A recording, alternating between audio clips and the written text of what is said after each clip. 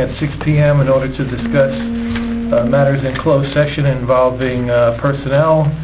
Adequate notice of this meeting has been made by sending a notice on December 2nd, 2014 to the Record and the Ridgewood News, positioning notice on the bulletin board in the lobby, and filing a notice with the municipal clerk, reminding all members of the public that there are 3 fire exits in council chambers, 2 to the sides and 1 to the rear.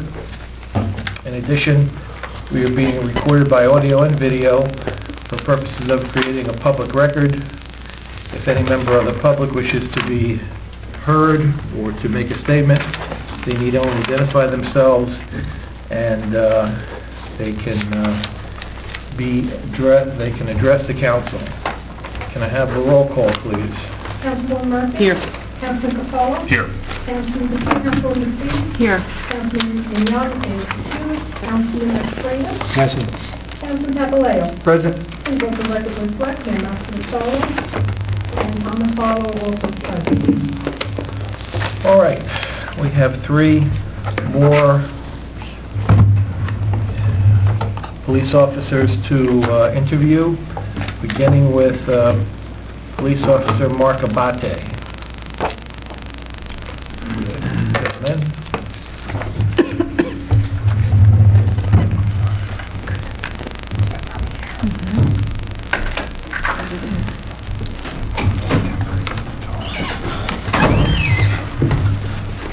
Good evening. The late starting work session of the Mayor and Council for the Borough of River Edge for Monday, December 15, 2014. Scheduled to start at 7:30. It is now 7:50.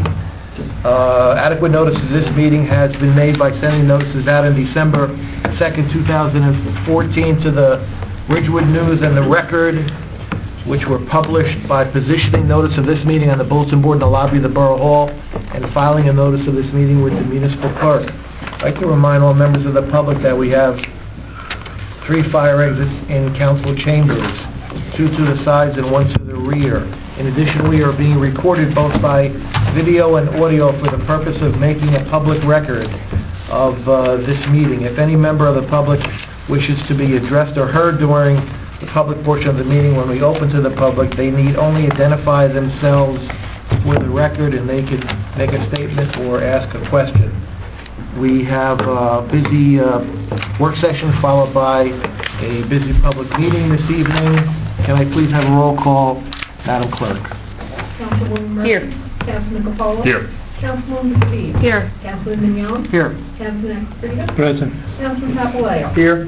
Please let the record reflect that Mayor Mastroianni and Borough Attorney Thomas Harlow are also present. All right. Thank you. The first item on the Borough Administrator's agenda is the Houston-Galveston Area Council Cooperative Purchasing Program involving a fire truck. Alan? Mayor, thank you. Tonight we have Resolution 14-446 before the Council, which would authorize me to initiate a purchase order under this National Cooperative Program to purchase the fire engine. We received a legal opinion from the Borough Attorney with regard to the discount, which had been previously discussed, and I'll let him go through that with you. Thanks. Mayor and Council, Alan asked me for an opinion regarding the prepayment of the fire truck. I'm very well aware, and that's what I initially said the last time to you guys, that it is a very common occurrence with regard to fire trucks to be offered a prepayment for a discount. It's a common practice throughout the state. Alan asked me just for some legal basis for allowing it or disallowing it. Unfortunately, I was unable to find any legal basis for either allowing it or basically disallowing it. There's no case law, there's no statute, there's no opinions or regulations that say it is expressly permitted, and there's nothing on the other side that says it is not prohibited. You kind of fall in that gray area. If you go back to the general statute, it basically says a down payment of 10%. And that's what I'm pretty much falling upon. I talked to the president of Pierce, He's actually an attorney. He actually sat behind me in law school, which he remembered and I did not. He's a non-practicing attorney, and so I said, this is very common. He said, absolutely. I said, so just give me some law so I can go back to my mayor and council and let me know, what you guys usually rely upon when this comes up. So he sent me over the statute citation. When I looked up the statute citation, that's NJSA 11:16.4. It's partial payments for materials, and it's for construction materials for the construction or renovation of public buildings. Obviously, this is not it, and it simply does not fall within the criteria. I then called the Department of Community Affairs. I spoke to Gordon Ball over there, who's one of the gentlemen in charge of purchasing and public contracts. He, again, was very aware that this happens, but he said he's unable to cite me any rule or law that would permit it or, again, would expressly prohibit it. So, erring on the side of caution, which is just my nature, I would say to the mayor and council that, obviously you're purchasing the fire truck, but because the law says it's a 10% down payment, it's something you should consider then erring on the side of caution. However, I would not jump up and down, yell and scream, saying you guys are in direct violation of the law if you choose not to go that way, because, again, I think you fall within a gray area. But if you want my opinion, again, I err on the side of caution, and I basically say, do it the right way. However, it's a $17,000 credit. That's something you'd have to consider. Kathleen? I would continue with what we've already agreed upon, the 75%. I mean, it's a big enough discount. You said it's been done in the past. It's nothing unusual to do it in this manner. So I'd like to just continue the way that we have it. It's my understanding, I believe, again, I found out later that River Edge has done this in the past. I'm not privy to that information, and I'm not saying it's right, I'm not saying it's wrong, but it's a past practice I think former mayor and councils have engaged in. Tom, what's our potential exposure? What's the worst thing that could happen if we did go forward with this arrangement and Pierce goes bankrupt? That would be the theory. Well, but aren't they covered? Don't we have a bond? You're going to have yes. I spoke to Pierce. You're going to have a performance bond of 100% right off the bat. You're not going to have a performance bond of 75%. You're going to have a performance bond of 100%. So you'd have to, act on that. What's your exposure as a mayor and council? There is none, because there's no opinions that basically say this is not able. You cannot do this, and I'm not talking you can. We don't talk about financial exposure. If they were losing any money, but no, they have a performance bond. And I would assume that the Hugh and Galveston, when they did the cooperative, they also have insurance requirements and bonding requirements for them also. So it's not just we're going into this unprotected. Pierce is a reputable company with regard to fire. You're not dealing with some of the others, American La France, who been out back in. This is a thing. But listen, going after a performance bond is not the easiest to go after, but there is protection there for the borough. Ellen? Thank you.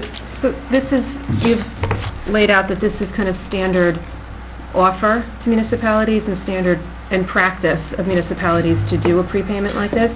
So has there been any citing of reprimand or what have you to any municipality that's taken advantage of this None that I'm that you were aware able to of. find? I was hoping the DCA would tell me.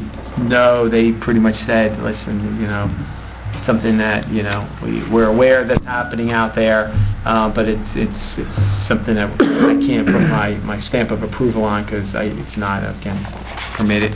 When I negotiated the hook and ladder stuff in Little Ferry, same thing, we were offered a prepayment plan.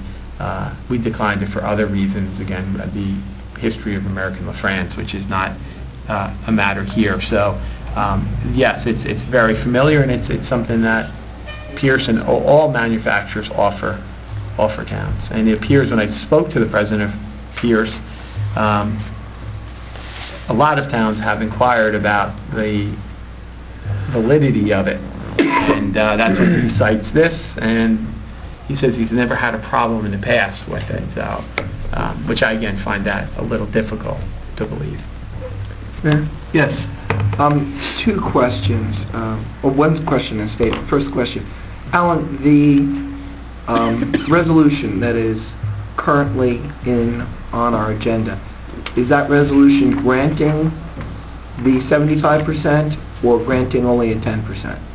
No, the resolution just has the not-to-exceed number of $404,984.60. If you would like to go for the 75% payment or the discount, then you should amend that resolution just to indicate that the borough shall pay 75% that purchase order issue. And we'll be able to take advantage of that.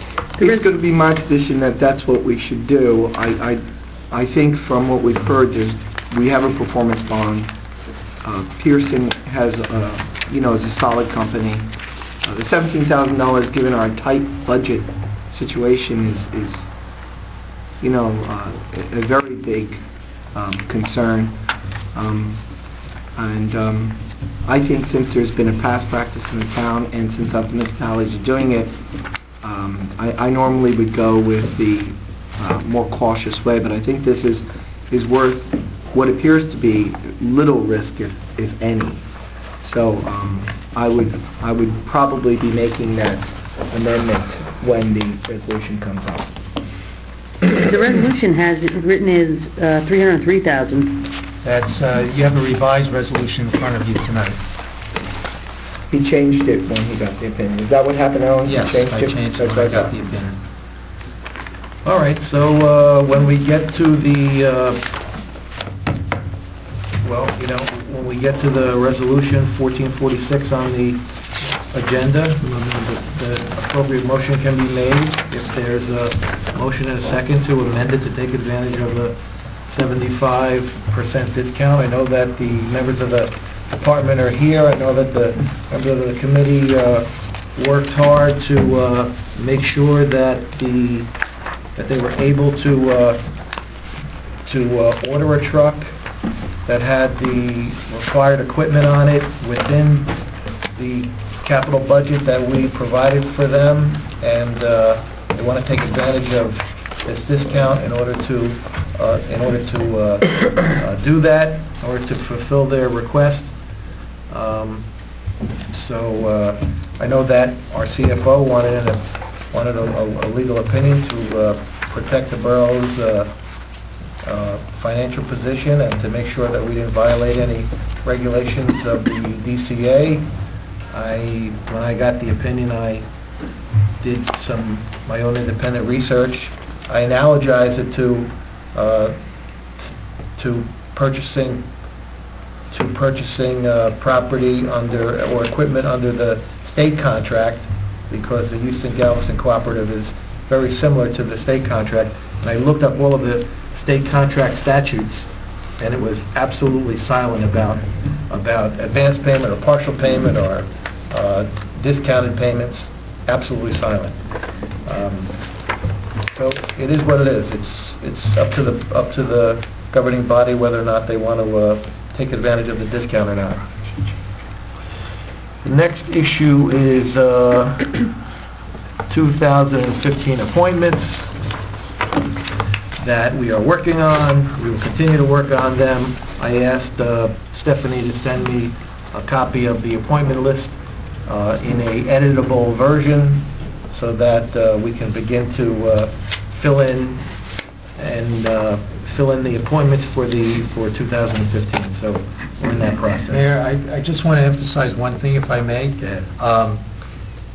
There are several resolutions at the reorganization meeting which require the naming of the council president, and the council should also be aware that we have to, if it's a new council president, we have to change signature cards.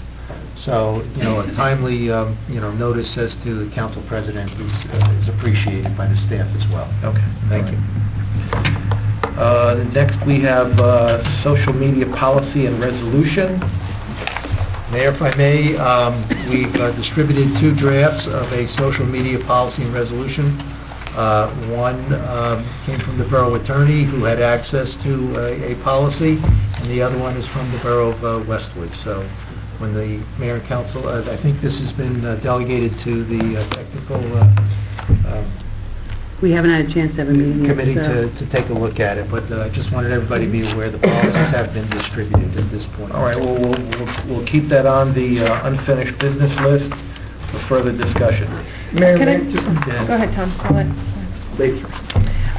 If we do have comments to what's been circulated, then we should be sending those to the liaisons to technology?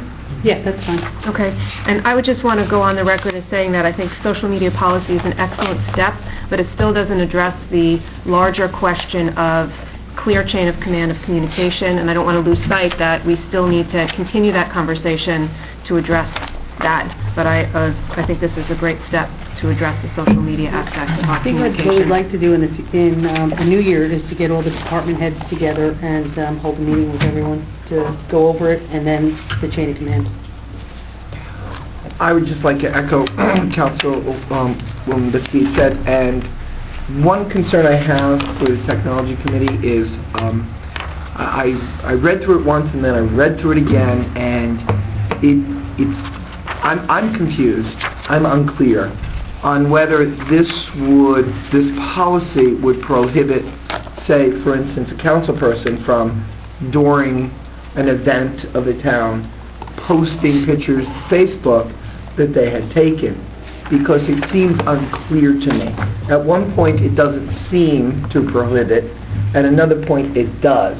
So if that could just be looked at, and it could be just my reading of it, maybe I'm reading it incorrectly, but if the committee can look at that, because I would hate to think that just because we're at an event as council, we couldn't simply post, this was a great event with the VFW, celebrating Veterans Day, or, Well, there is the whole thing between council person and private residents, so, Well, no, when we're at those events, sitting at the dais, we're sitting there as officials.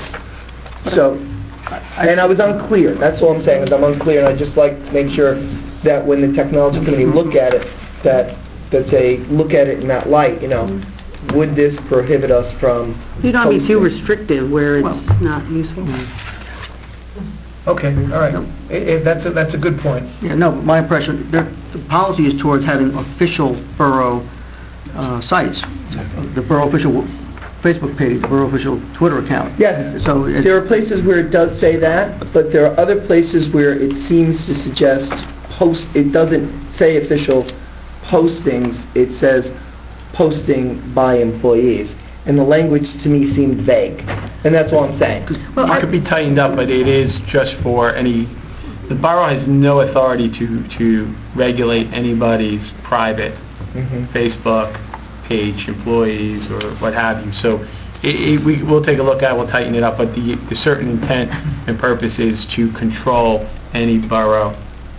I think the bigger problem is how, when you give delegation or you delegate this authority to committees and things, they can choose among themselves who has access to these accounts also. To me, that's a recipe for disaster, because the minute you have 10 people on a committee and 1 or 2 deciding what's going out on behalf of that committee, unless there's a formal chairperson and whatever, that can lead to problems, because then you're going to get in the problem where, we don't want so-and-so having access to the account, but so-and-so Yes, and I person also... B does have access to the account, so... And then that's- who they're choosing to highlight and who they're choosing to exclude is also a concern, and that too, I think, the committee should look at a little bit carefully for some sort of procedure or protocol so that we don't see any abuses.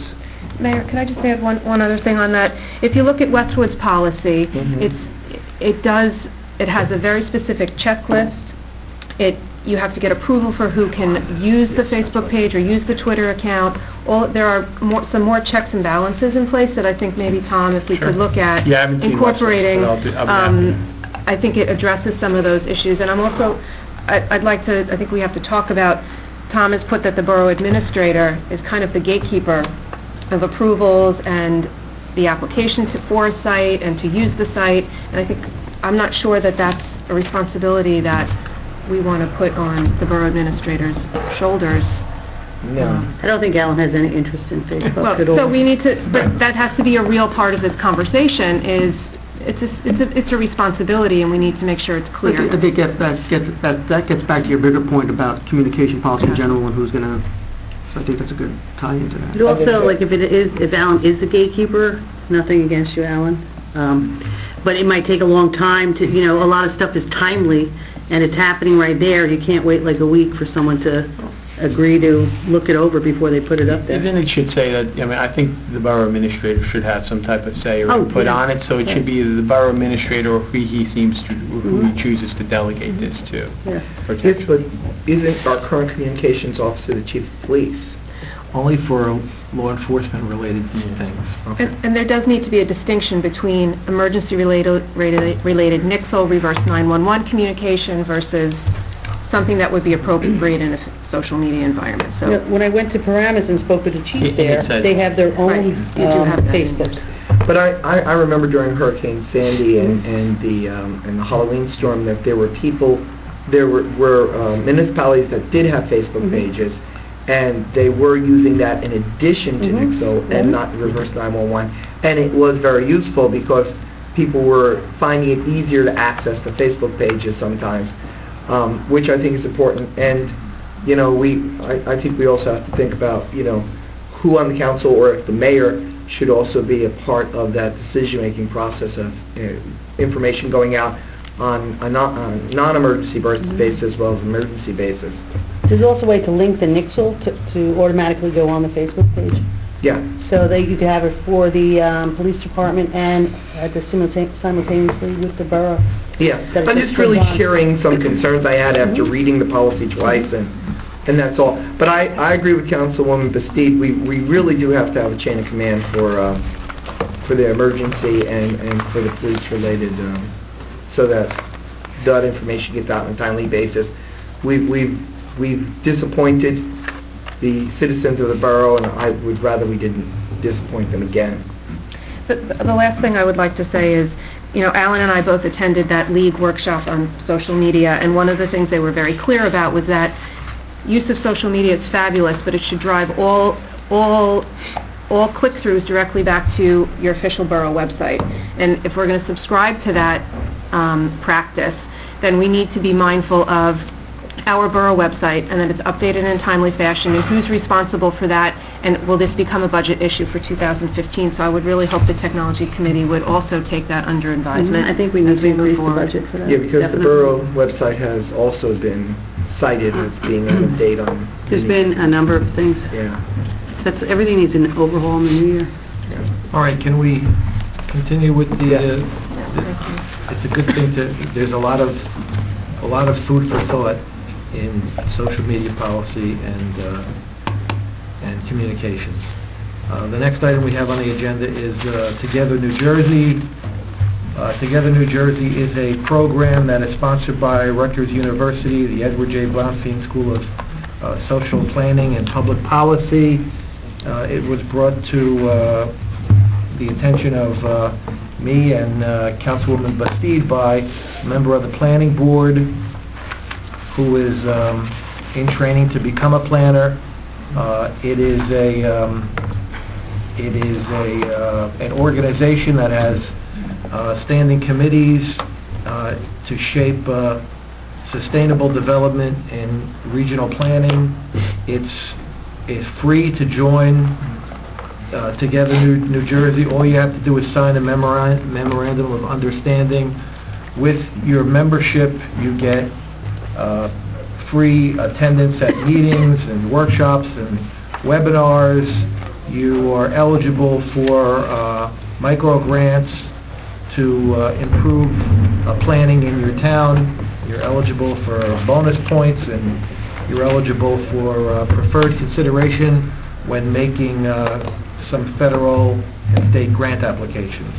So, since it doesn't cost anything, I am recommending that we sign the Memorandum of Understanding and join. Ed? A couple issues regarding this. One, this has been going on since 2011, and their report is due out January 15th of this coming year. So if you go by what they're saying on their website, the work is 99.9% done at this point. The Memorandum of Agreement also says that we're going to adhere and live up to goals espoused by, among other people, HUD, EPA, and other things. they get into HUD thing with affordable housing. I don't know what the implications of some of their policy objectives are, and I don't know if that's something we should be saying we want to commit to. If you look at their steering committee, there's 5 municipalities on it.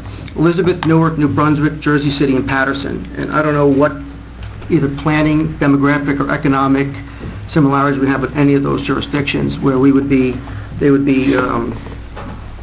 equal partners. And, I don't think our needs and our policy objectives and our planning objectives are similar to anybody on the steering committee. So I don't have an objective people want to attend. You can join individually or whatever, but I don't know as a borough we want to commit and sign a memorandum of agreement or understanding of. We don't know what we're agreeing to. Ed, can you list those towns again, those cities? City of Elizabeth, Newark, New Brunswick, Jersey City, and Paterson. Bergen County is involved, Essex, HUD, and there's 13 counties. Ellen? Tom, can you elaborate on the question Ed just had, or the observation he made regarding municipalities that join subscribing to the, policies of HUD, EPA, what have you, and what would that really mean for us? Memorandum of understanding is not a contract. Okay. There's no, nothing binds you. It's just what it is. It's their memorandum that, you understand what their principles are and so forth, but it's not a contract, and I don't believe there'd be any legal ramifications if you did not comply to any of those in your policies. I mean, you may eventually get kicked out of the organization, or your membership may get terminated. That may be the case, but the memorandum of understanding is just what it is. It's worth the paper it's printed on. Right. It basically says, and I'll quote from the document, withdrawal from Together New Jersey. Any member may, at any time, provide written notice to Rutgers Blaustein of their intent to withdraw from Together New Jersey. It says we can withdraw at any time. All it does is that it's an organization that promote transportation choices, which are vitally important to River Edge. They promote equitable housing. They promote economic development. They promote policies and leverage of funding to increase the effectiveness of existing programs. And they enhance the unique characteristics of all communities, whether rural, urban, or suburban. It's pretty, broad language. It also says that this should remain in force for the duration of the grant, which is expected to conclude on January 15th, 2015. Right, but So we're not a grant recipient. But the whole program is funded by grant. That's what it says, and expires in January 2015. So maybe we should see what happens with the program. What's the risk of becoming a member of this? And I think learning anything is better than learning nothing. And if we can learn something from some piece of this involvement, there's no risk to us to do so. There's only benefit in my eyes. So are you looking for a resolution, Mayor? Yes. To join? Yes, I'm looking for a resolution. Maybe we can go to a free seminar. I mean, it's free, Right. and there's no downside if you get out of it. It doesn't cost anything. I just don't know why other towns similar to us have not Because joined it, but there's no risk. Because there's no effort to, the regional planning areas are not consistent with where we are right now. If this was going to be done to actually have some validity, maybe Bergen County would undertake something and include everybody in this corridor and work from that perspective. But going to meet and what's happening in Elizabeth and Essex County and Monmouth County, Ocean County, Passaic County, those are just, their planning objectives are not going to be ours. Is there any other Bergen towns that signed into No. it? Just the county. Not on the, yes. Well, someone has to be first. Right. Well, but it's been in I'm place just for 3 curious. years. It doesn't seem like there's anything negative. I don't know why others someone have have a not. motion? I'd make a motion Okay. I would make a motion that River Edge become a member of Together New Jersey and take advantage of the benefits that it may offer us. Is there a second? I'll second that. There's a second. Again, we have a roll call. Councilwoman Murphy? Okay. Okay, meaning yes? Yeah. I mean, I don't know anything else about it except what's just has been discussed. Just vote on it. But yes. Yes. Councilwoman Steve? Yes. Councilman Mignon? No. Councilman Peters? Yes. Councilman Papaleo? Yes. All right. All right, next up is work session consent agenda. Does any member of the governing body want to pull anything out of the consent agenda? Can I have a motion to approve the consent agenda? So moved. All in favor? Aye. All right, now we have Mr. Quinn in the audience, along with the representatives of Mill Creek Residential regarding 3 Newbridge Road. How are you, Colin? Good evening. Thank you, Mr. Mayor, members of the council, Madam Clerk. My name is Colin Quinn. I'm here this evening with a few of the principals in Mill Creek Residential. Mr. Russell Tepper is here, he's the director. Anthony Volpe is a development associate, and the architect for the project is Stuart Johnson, who's putting the easel together. Just for purposes of saving time, I know you have a busy agenda tonight. Thanks. My client is the contract purchaser of 3 Newbridge Road in River Edge. It's the Bergen Batting Center property. 2/3 of that property is empty. No one? Empty warehouses. My client has an intention to buy that property and close on it. Mr. Quinn, is that 3 Newbridge Road, is that all one lot, or is it separate lots? It's 2 and 3. It's 3 different lots. 3 different But lots. It encompasses those buildings that are connected in that location next to the gas station. Okay. So, Mill Creek Residential is a national developer of luxury apartments. They are interested in developing in River Edge.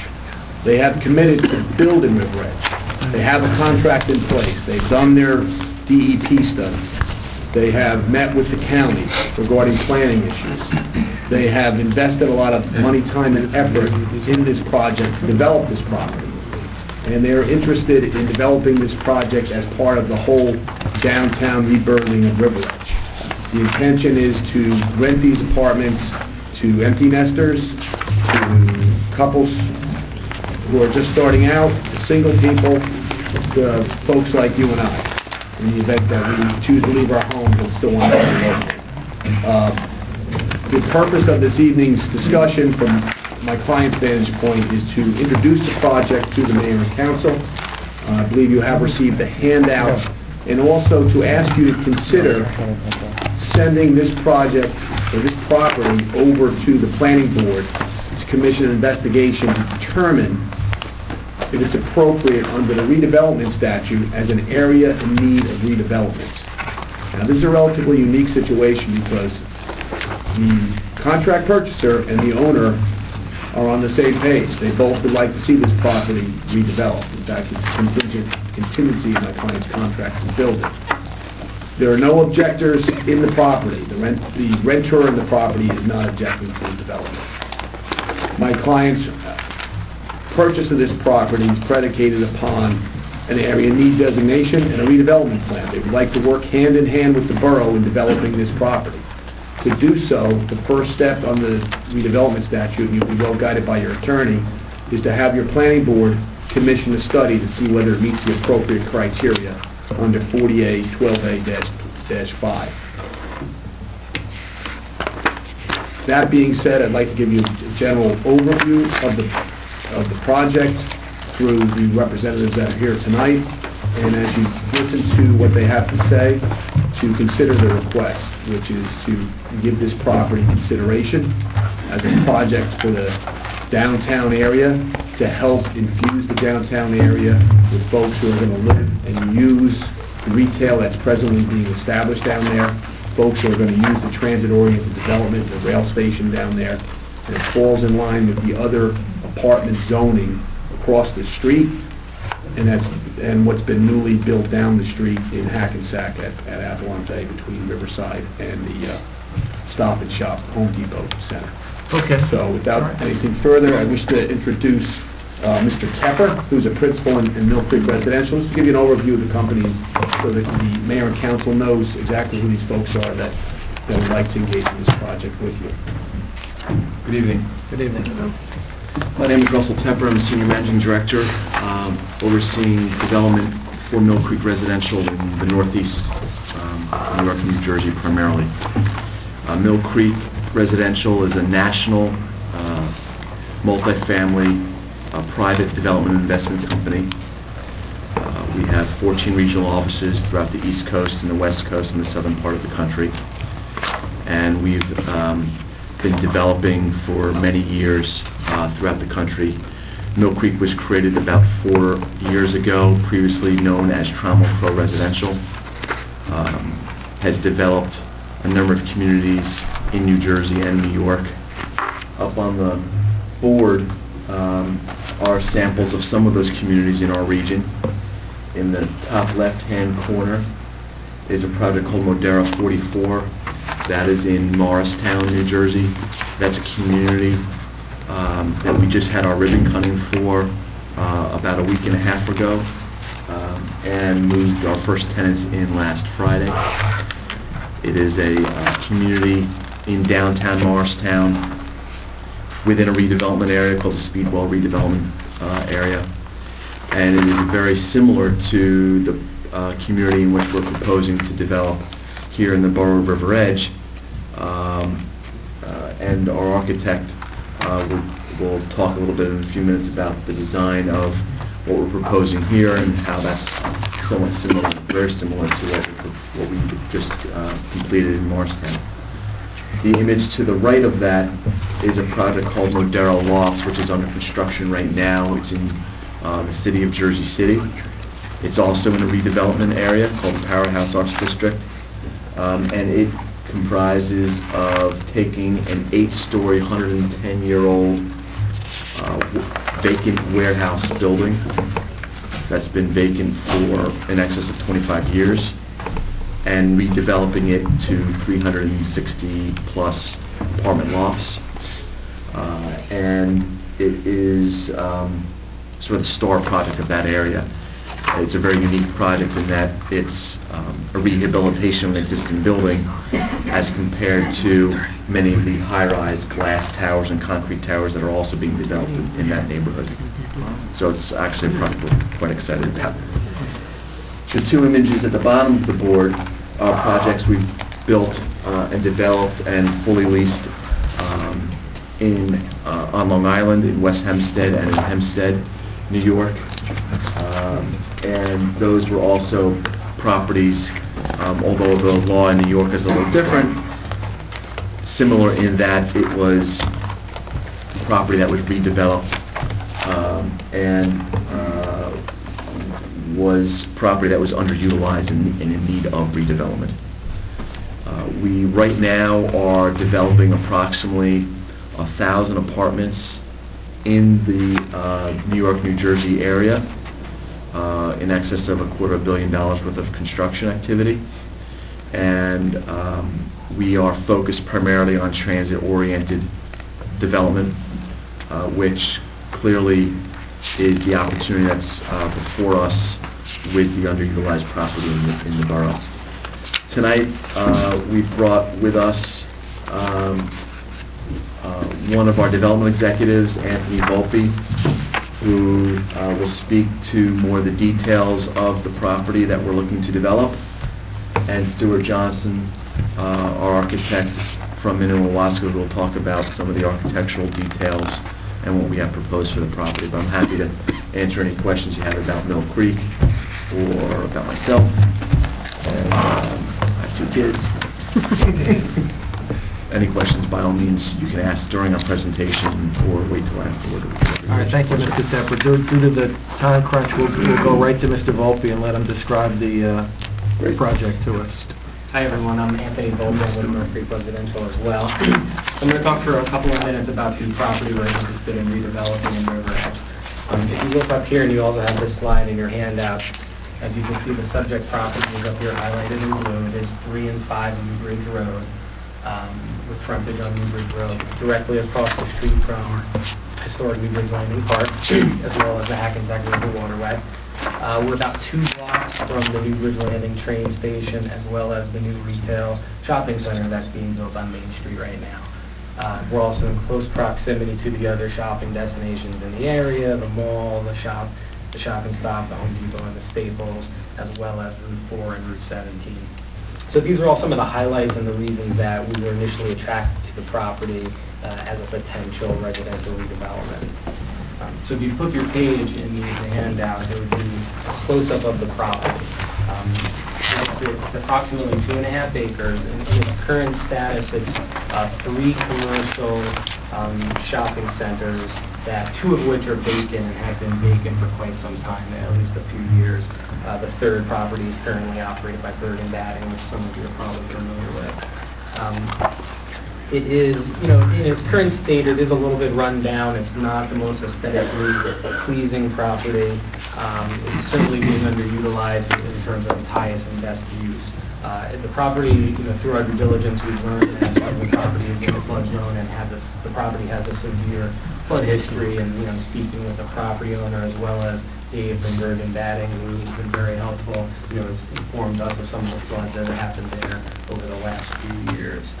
So it's for these reasons that we feel the property is a prime candidate not only for redevelopment, but to be designated as an area in need of redevelopment and meet that criteria.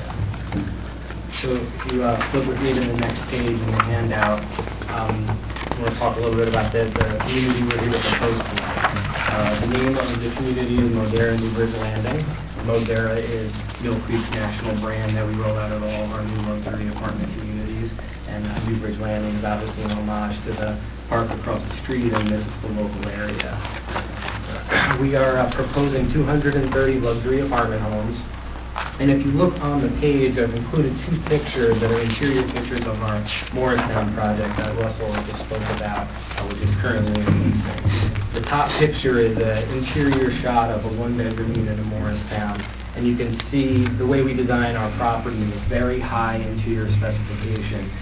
Wood style, stylish flooring, quartz countertops, wood cabinets, stainless steel energy efficient appliances, 9-foot ceilings that just give a real luxurious and spacious feel to the apartment. And the picture below is a picture of some of the amenity space in Morristown.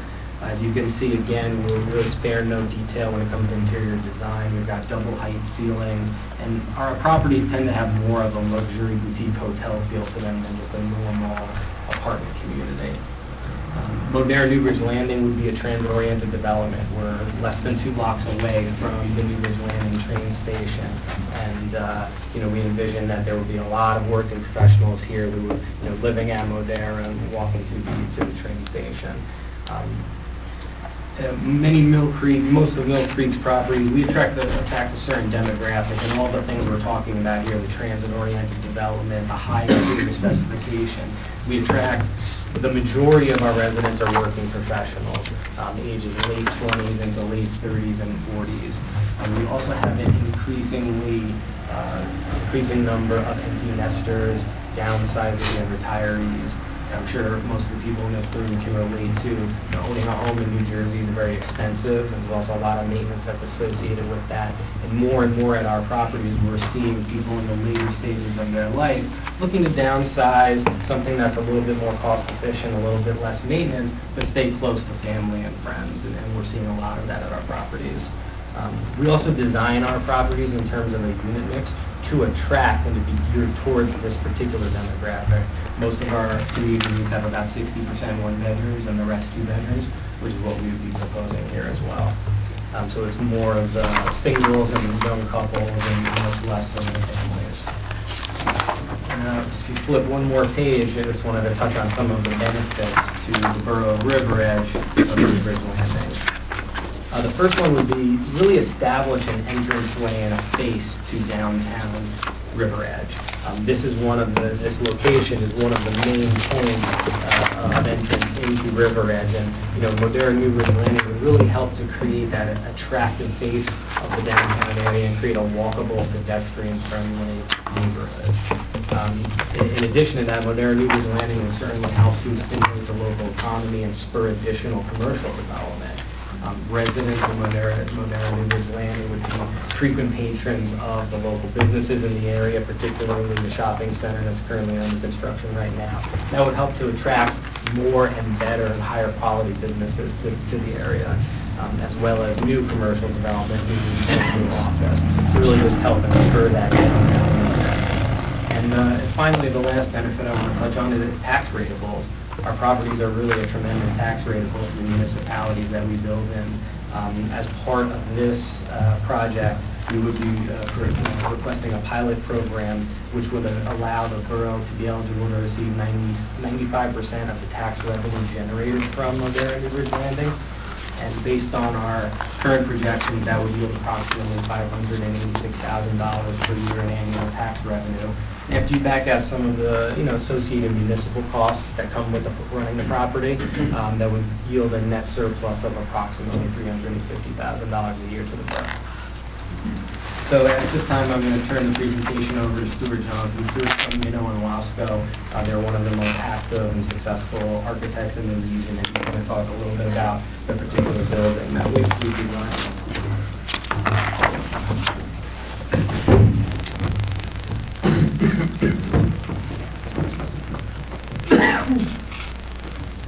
So to elaborate a little bit on what Anthony was saying, this is a new luxury rental community that we're proposing here. As you can see from this rendering, the building we're proposing is a new 4-story residential building that will be built over 2 stories of podium-level parking. Along the front elevation that faces Newbridge Road and really is the face of this building, we're actually lining the parking that faces the street with residential units. So the front facade of the building are all units that back up, or all windows that back up to residential units. So it's a very nice, nicely designed facade, very warm. It's a very warm and rich, handsomely designed building facade. The materials that we chose to use and that we're proposing to use for this are rich masonry brick veneer, as well as a varied use of architectural materials. There's hardy plank, asphalt shingles. In the design as well, you can see that there's a varied cornice line, so we're breaking up, the vertical rhythm of the building, so it's not a long horizontal reading. You can see these entry tower elements that were done here in the corners to really anchor this building and give it prominence in the community. As well, too, we were working with the branding and the marketing of the Modera, which you can see here, which is sort of signage, raised letters on this wall, and as well on the canopy here. In the entry and the street facade here, there's 2-story glass. And this is all part of the amenity and the common space that would be provided. There's a 2-story atrium, which would be a lobby space. Again, that hotel-style lobby, as well as a double-height club amenity room, a fitness center, a yoga center, a spin room. So we're offering, a nice product to the prospective tenants. As well, too, I guess, to go in tandem with that, you can see here we're also providing a rooftop terrace space where there might be barbecue grills and amenities. These will offer nice views of the river as well as the historic park across the way. And the building is also using sloped roofs and pitched roofs. And I guess to harken back to what we were saying before, this is an ideal location for smart growth and transit-oriented development.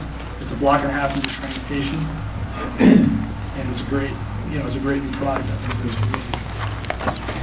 Thank you, Mr. Johnson. Questions? Anthony. Thank you, Mayor. Question about I noticed the access and egress of Newbridge Road. That seems to me, from the photo at least, that you can only access the property going actually going southbound, not northbound. So that's a big minus in my book. I don't know if anybody can speak to that, but We've actually had some initial meetings with the county level because we know that there's a road widening plan for this road, so we've taken that into consideration. And as part of our due diligence as we move forward with this, we'll be doing a full traffic study to really analyze the ingress and the egress and see what the best approach is there. There is the potential for a left-hand turn into the property, but in its current state, we've driven in and we've done our research, and it's not something that would deter us from the project if you have to use the roundabout that's currently in place. Thank you. If you have been at that area and are familiar with it, it is like one of the deadliest, come around the bends, because you have the gas station there, and it's kind of a sharp turn, and you have the traffic going the other way. So that would be a major concern if the county does not go ahead with this road widening project, which I think they've said they're going to be doing this for a long time. Right. What impact will that have on this? You said you would have a roundabout too? Well, right now, when you go northbound, about a quarter mile down is that roundabout turnaround that you use. So that would be what residents would use to go up and turn around and then enter the property. You mean they'd have to go up the hill and then turn around there to come back here? Yeah. Shouldn't that be kind of like inconvenient? It's not the most convenient, but it's not something that would deter a resident from living at the property. So you have obviously done your homework. Why did you pick this area? For many of the reasons that I talked about, primarily the number one thing that caught our attention is proximity to the train. We've also got proximity to great retail. There's a lot of employment in the area, both locally, smaller office complexes, Hackensack Hospital is not far, and we're 10 miles west of New York City. Bergen County in this particular area is a very high demand for luxury apartments, and there's not that many of them, so we feel like it's a perfect location. So you have Avalon Bay down the road there. Do you know how much, are they fully rented down there? They range anywhere from 95 to 99% occupancy. And what would the rent be on here? Rent rates would range from around $2,000 for a one-bedroom up to as high as $2,800 or $2,900 for a larger two-bedroom. So this is transit-oriented, and you're hoping to get these people to go on to the train. Do you have anything in place as far as walkways or little bridges? Well, this sidewalk right here is something that we would, it'd be part of the development that would take you, down into past the storage facility, and then once you pass that, you're right there at the train station. So that's one of the primary things that we would focus on, is to help create a walkable pedestrian-friendly area. Because you also have the train there, so when the train comes, that stops everything up. So you will have that to contend with. Have you taken that into consideration? Like the backing up of the cars? Yeah, we've talked about that a lot, and that would be part of the we would do a very in-depth traffic study to analyze all of those different, aspects, because we know traffic in this particular area is a hot button. It's really with the train and the cars were, coming down, and you can't make the turn out. The good news is many of our residents will be using the train station 5 days a week to commute, so the amount of traffic that we expect to add is minimal, particularly on weekdays. Okay. Thank you. I'm pleased to hear you say you would do an aggressive traffic study, and I hope it would be limited not only to vehicles, but to bicycle users and pedestrians as well. Okay. My question is about this pilot and capital letters tax program. Are we guaranteed to be eligible for this? Is this something you're proposing? I mean, how do we be assured that we would take advantage of this? Turn that question over to Colin. The way the pilot program would work, we'd work with the council and with the council's attorney in establishing a finance agreement by which there would be a negotiation as to, you receive the numbers from Mr. Volpe initially, and they've done their own fiscal impact study.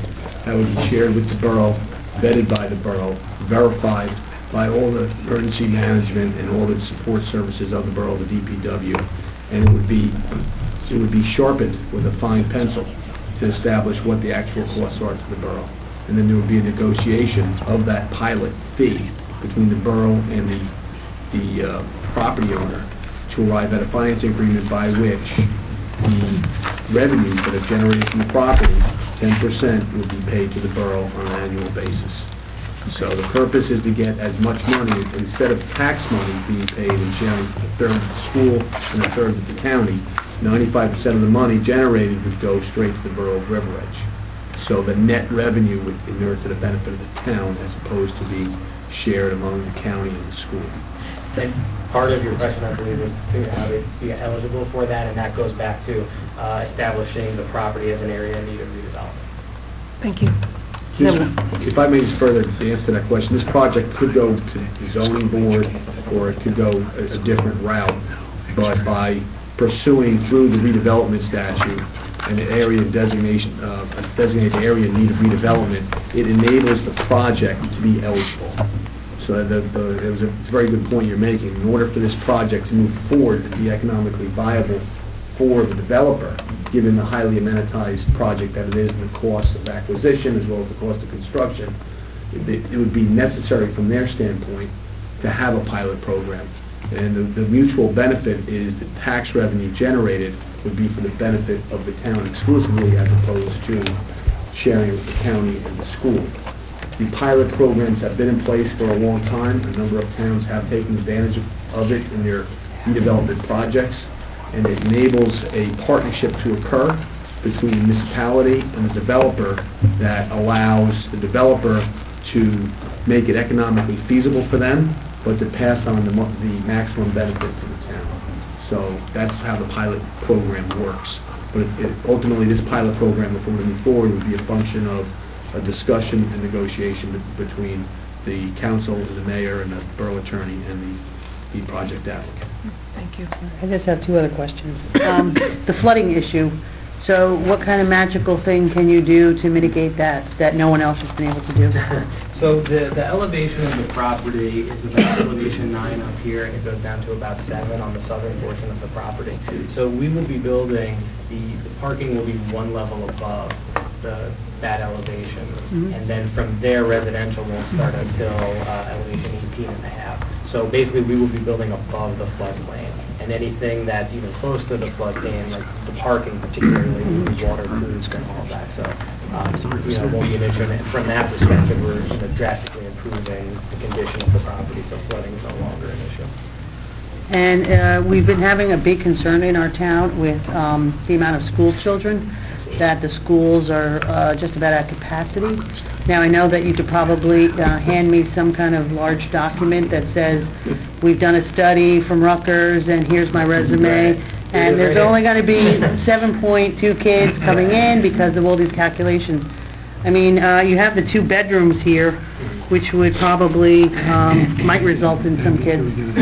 What numbers do you have realistically? Yeah, realistically, our properties, and you've probably heard this before, but our properties yield very little to almost no school kids. And it's not just our properties, it's luxury apartment communities in general, some of our competitors, and we can point to some of those studies and things like that, and actual market surveys that have been done over the last few years.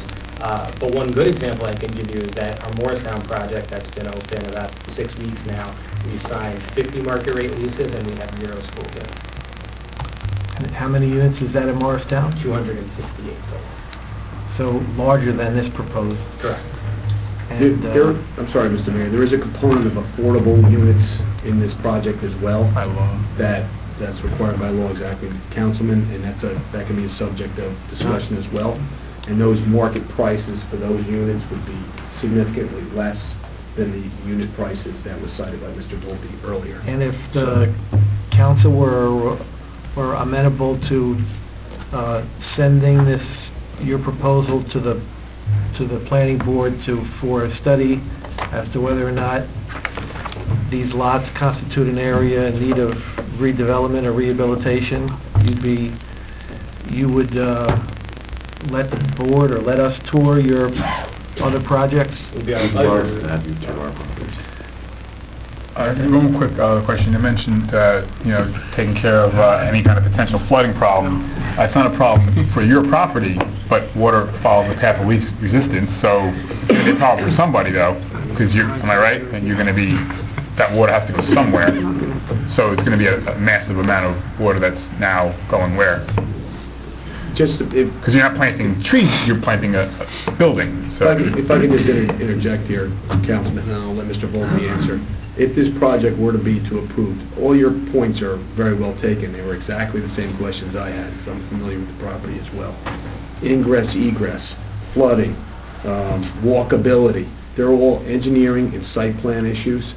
In order for this project to move forward, it has to be approved by the County of Bergen, your planning board, your mayor and council. You get an opportunity to vet this if we were to go to a redevelopment plan and put your footprint on how those issues were addressed as guided by your borough attorney, your borough planner, your borough engineer, and as well as your emergency management people and anyone else in the borough who you want to weigh in on it, so that the borough can control what actually is built there, so it inures to the benefit of the people that live here.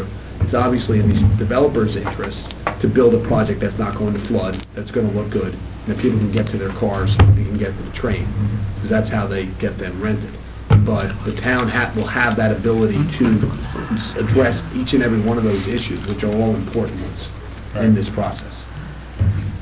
Any retail component that you would consider? I just want to supplement one thing our attorney just said, and then I'll absolutely answer your question. To supplement everything you just said, we have also already hired an engineer who started to look at all those issues. For pre-flooding in other areas, I'm saying that the water be pushed away too. And also, we've had pre-application meetings with the DEP to understand what requirements need to be satisfied and developed in this area. So we are fully aware of the existing condition, and we are absolutely beginning to study that, even though we haven't yet done detailed engineering of the entire project. But we are aware of it. Thank you. And just to touch on it, the site's 100% impervious now, or approximately 100% impervious, so we wouldn't be changing that. And actually, this is our site plan here. We're going to be giving back a piece up here that is currently impervious to the requirement. So we'll be adding some, natural improvements and everything. So. And Councilwoman, to answer your previous question about the retail, there is not currently retail contemplated to be built on the property. The residential and the parking is enclosed for its residents. There are amenities that are contemplated on the first floor of the building and as well as on the roof, but those are specific to the community which we're proposing. And from a visual perspective, they give sort of an aesthetic feel where you've got activity. We're activating the streetscape, which is one of the main goals we want to do. But in terms of retail, the egress and ingress of the property would actually be a challenge for retail, so much more so than multifamily. One other question. Is there any kind of urgency to get this thing moving forward because of the Hackensack development that's coming up or that's been proposed or mentioned? That's an excellent question relevant to urgency. I'm not familiar with which Hackensack development you're referring to, but with respect to this particular applicant, they have a contract to purchase this property. They're in the middle of their due diligence period. They've already spent a lot of time and effort on environmental studies, engineering and architectural, and really studying the site. They have to decide by January 15th whether they're going to close on this property or not. It makes sense to them to proceed from an economic standpoint if they are moving into a redevelopment direction and they're going towards an area in need of redevelopment. If that commissioning that study does not take place before then that jeopardizes the economic viability of the project for the purpose of even further going any further. But with respect to any other project, I would defer to...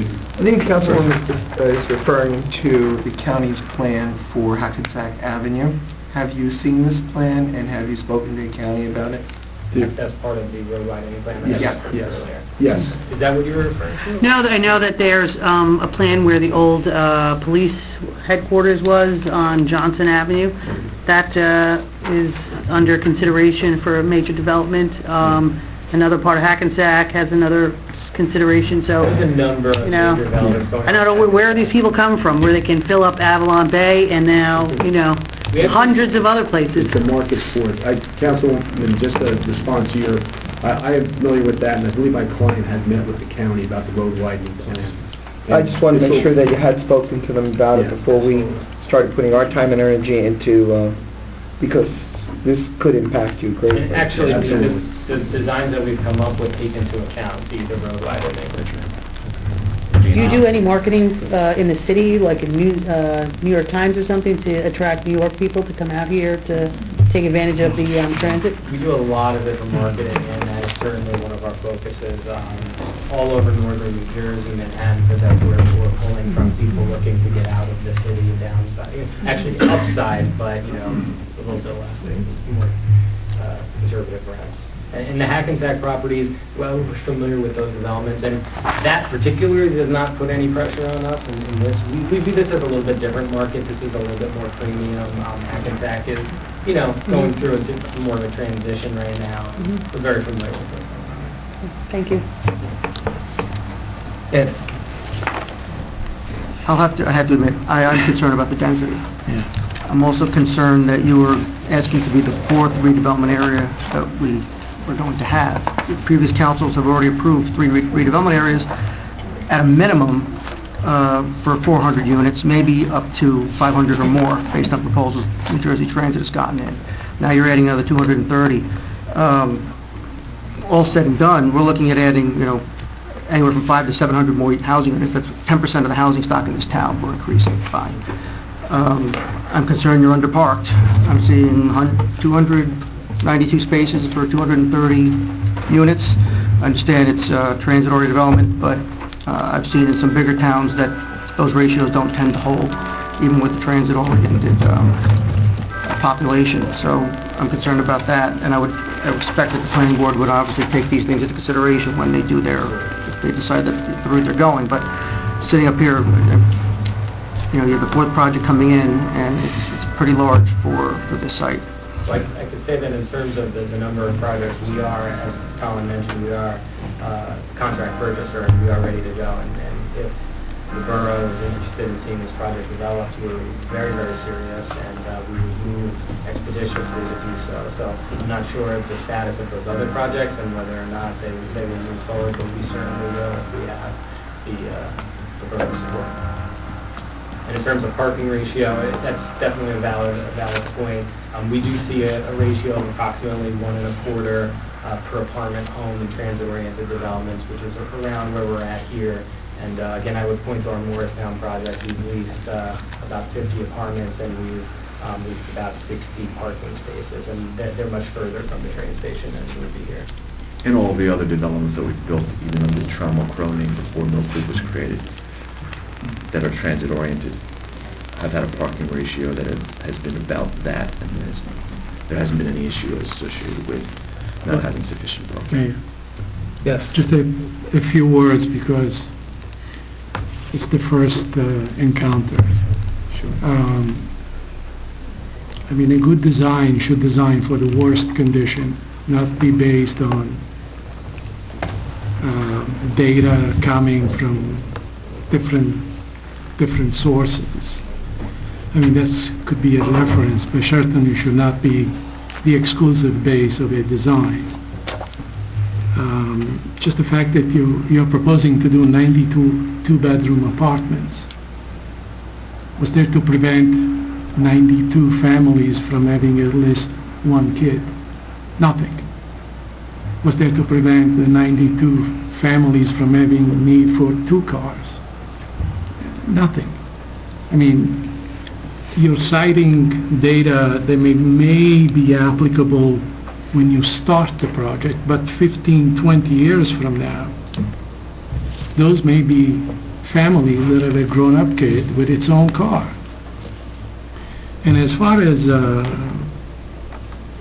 and again, I'm just talking generality. I don't even want to get into, I only see 2 elevators and people have to walk 400 feet to get to some of the apartments toward the southern end of the proposed project. But River Edge, yes, you're absolutely correct, is unique. And people move to River Edge because of its school system. We're not talking about some of the other towns very close to River Edge where school systems have been conveniently set aside as not being one of the criteria for encouraging downtown development. Take Battery Park City. What made it successful, besides being built on the old World Trade Center debris, was the fact that it was a city with retail space at the ground level, a vibrant school system. One of the most successful high school in the city of New York, Stuyvesant, is within walking distance of Battery Park City. And not just an enclave of apartments, albeit nice looking, although I don't have to remind you, beauty is always in the eye of the beholder, that when it's all said and done, this could easily become a fortress within itself. It would not be open to people of River Edge to walk in it, to see exactly what's going on. Your interior courtyards are designed basically to give light and air to the apartments which they serve. They don't seem to be developed as parks, sitting area, nice areas where public can access to it. So we're being asked to tell you to go ahead and push this onto the planning board. We'll probably see you on the planning board also. And at the same time, we're saying here, we're ready to hand you a check for $500 and whatever $1,000, but we got to look past the money. We have to look to see what this will do to River Edge as a town. So these are the initial concerns that are going on in my mind. And I'm not even getting down to technical considerations, like what happens to a fire truck when it gets into your garage entrance? Everything is going to come to a standstill. How do we get from your only access to the rows of apartments that are further south? So it's a great idea. It's certainly, we would be honored to have Mill Creek develop something in River Edge. But, I think we should be a little bit more friendly toward River Edge as a town. River Edge as a town that offers an historic park that's only waiting for funding to be fully developed. It would further increase the value of your property, because then nothing could be built across the street for once. And become a little bit more, come up with a project that's a little bit more friendly to the fabric and the urbanism that we're trying to establish here in River Edge. So, I think I'll stop there, but I think you're getting my gist. Thank you. All right. Thank you, Colin. Thank you. Thank you, Mr. Mayor. Given the council's thoughts and concerns and considerations, can we follow up with you? We appreciate every one of your comments are well noted. I've listened very carefully and they're all well thought out, and I certainly appreciate it, as does our client.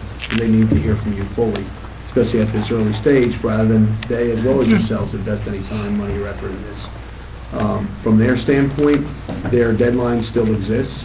So I would respectfully request, I know you have a room full of people here, and I don't want to take any more time this evening, but I would respectfully request an opportunity to perhaps follow up with you at some time in the near future and find out exactly where, whether it's through your council or through the borough administrator, and follow up and find out exactly where the council stands as a consensus or whether or not there's an opportunity for this project to be considered for that purpose. As all of the concepts and critiques and comments are all fully weighed and entertained, the process of determining whether the area is suitable does not mean anything about the project itself. It doesn't mean an imprimatur or an approval of the project.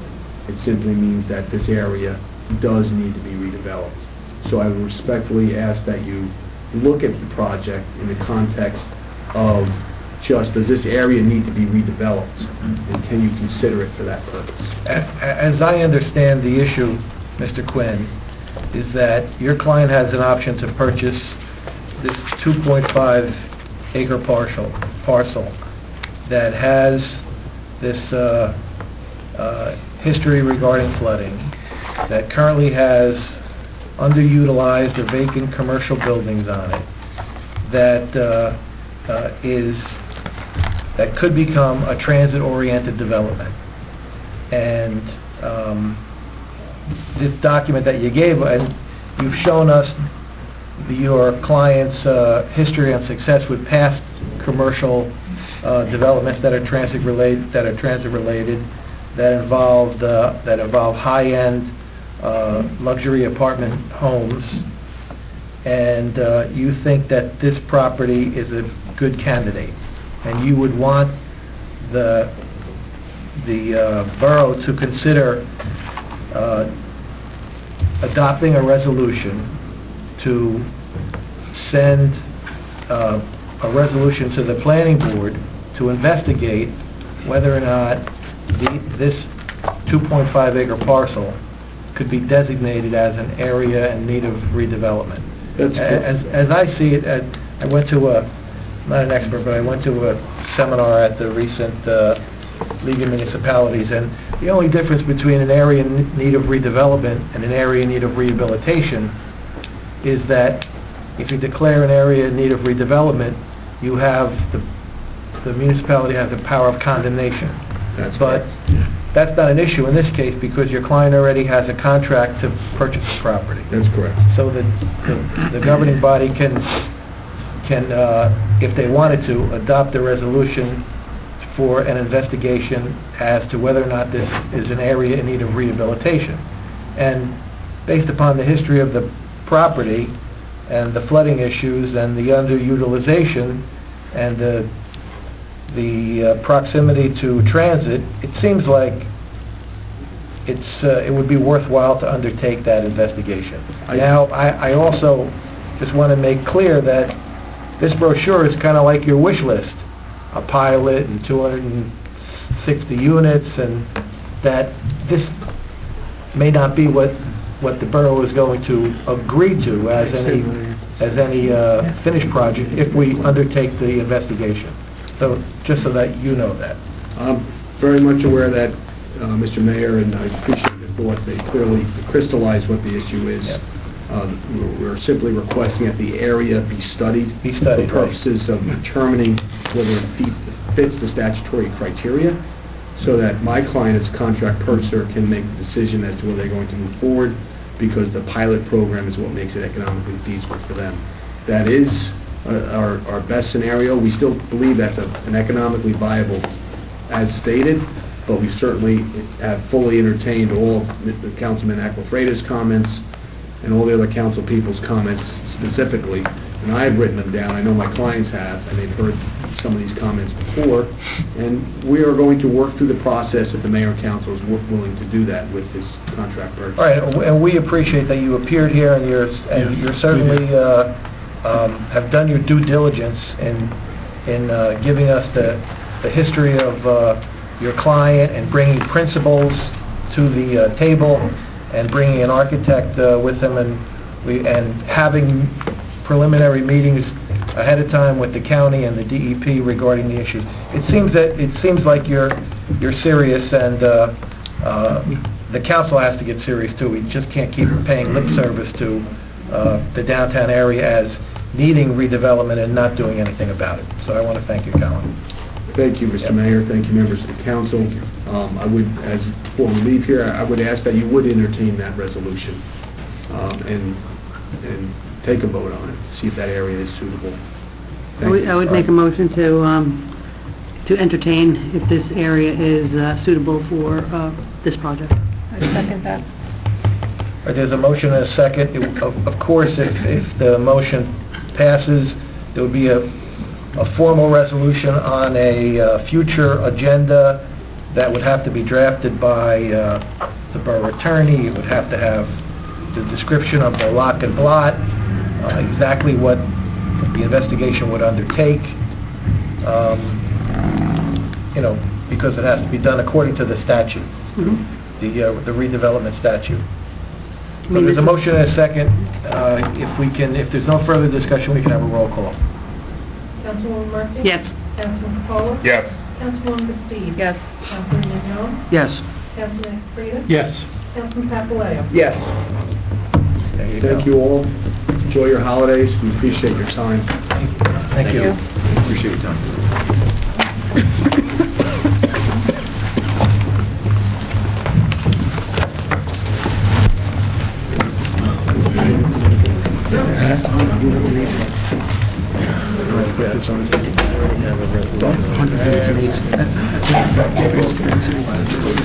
Sandy, can we just get rid of unfinished business and go into regular meetings? We're way behind. Yeah, we're way behind. But can we just table unfinished business? We're going to go into the open meeting now because we have a whole room full of our finest here. Mayor, we do need to come back to the work session because we do need to talk about the memo from Stephanie regarding the recycling flyer. Yeah, we're going to go back into the work Just want to make sure we have to go into our open meeting now. We're well behind. So Yeah. I'm just going to call the meeting to order. This is the regular meeting beginning late for the River Edge Mayor and Council for Monday, December 15th, 2014. If we could all please stand for a moment of silent prayer or reflection.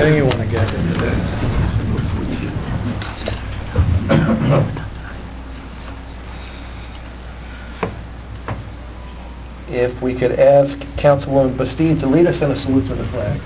Allegiance to the flag of the United States of America and to the republic for which it stands, one nation, under God, indivisible, with liberty and justice for all.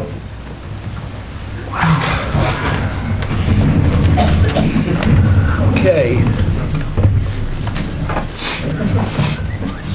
The New Jersey Open Public Meetings Law was enacted to ensure the right of the public to have advance notice of and to attend any hearings of public bodies in which any business affecting their interest is discussed or acted upon.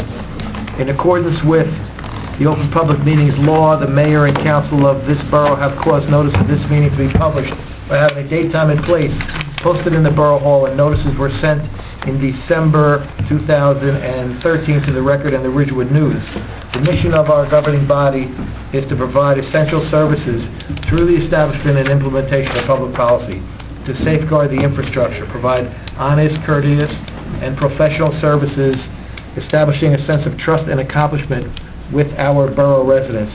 We do this through research and prudent planning, seeking to minimize public liability while improving the delivery of municipal services. We are sensitive to the needs of our taxpayers while realizing that the governing body cannot be all things to all people due to revenue constraints that are imposed by state mandates and present economic conditions and prevailing attitudes about taxation. We are recording this session both by video and audio so that we can make a public record. If during the public portion of the meeting any member of the public wishes to address the mayor and council, they need only identify themselves and they can make a comment or ask a question. We have 3 exits in council chambers, 2 to the sides and 1 to the rear. Can I have a roll call, please, Madam Clerk? Councilwoman Murphy? Here. Councilman Capolo? Here. He's in the bathroom. Councilwoman Bastide? Here. Councilman Leon? Here. Councilman Creed? Councilman Papaleo? Here. All right, very good. Can I please have a motion to approve the minutes for the mayor and work session meeting of November 17th, 2014? So moved. Second. We have a motion and a second. Any discussion? All in favor? Aye. Any opposed? Any abstained? Can I please have a motion to approve the minutes of the mayor and council regular meeting of December 1, 2014? So moved. Second. We have a motion and a second. Any discussion? All in favor? Aye. Any opposed? Any abstained? I abstain. Thank you. We have proclamations and we have awards this evening from the River Edge Volunteer Fire Department to be presented by our Chief, Greg Caridi.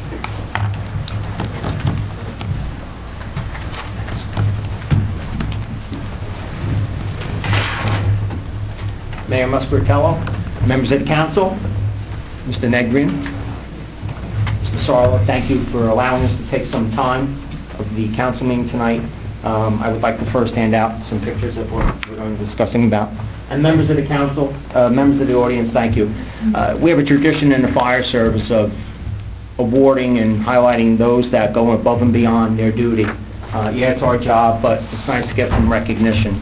So I would like to read about the incident that occurred. At approximately 2:15 p.m. on Thursday, September 25th, the River Edge Fire Department was dispatched to report a motor vehicle accident with possible entrapment at the corner of Hackensack Avenue and Main Street. The weather that day was cool, with moderate to sometimes heavy rain. Responding units were Assistant Chief Schultz, Engine 3, and Rescue 1. While units were en route and just arriving at the reported location, they were advised that the actual location was New Bridge Road on the other side of the bridge. It was at this time that New Milford Assistant Chief Dave Stormer, monitoring the call, initiated his response as he believed that it may be in New Milford's jurisdiction. Upon arrival of the units, the call was found to be actually in Teaneck on the New Milford border, just past Roosevelt Avenue. You're probably all familiar with that, where you go into New Milford and the road curves to the left. One side is Teaneck, the other side is New Milford. The Teaneck Fire Department, along with the Teaneck Volunteer Ambulance Corps, was en route but had yet to arrive on location. River Edge units found a late-model Chevy Trailblazer occupied by a male driver had lost control on a slick roadway and crashed into a utility pole, thus splitting the pole in two. The vehicle ended up off the roadway, down a slight embankment at an angle. The driver was heavily entrapped in the vehicle and was suffering from potentially life-threatening injuries. Without hesitation and working around the downed utility pole, the River Edge Fire Department units safely worked to secure the scene and the vehicle. Before they could begin their extrication, the remainder of the telephone pole had to be cut away as it was hampering access to the driver. At this time, the Teaneck Fire Department arrived on location and provided additional manpower and worked with our members to afford the extrication. Assistant Chief Stormer assumed command of the incident, with Assistant Chief Schultz assuming the operations chief role. In keeping with the finest traditions of the River Edge Fire Department, it is my pleasure to award the following members a unit citation bar and certificate for their efforts and performance at this incident. New Milford Assistant Chief Dave Stormer, River Edge Assistant Chief Eric Schultz, members of Engine Company 3, Lieutenant Tim Carroll, firefighters John Lynch, Dave D'Elia, who cannot be with us tonight, Roger Tarpey and Tom Goodwin. Rescue 1 was Captain Leonard Coyman, firefighters Tom Smith, William Camera, Peter Stitz, Brian Coyman, and John Franson. And I might note that out of those members, 5 of them were DPW members. So I'd like to have them come up in order. Assistant Chief Storm.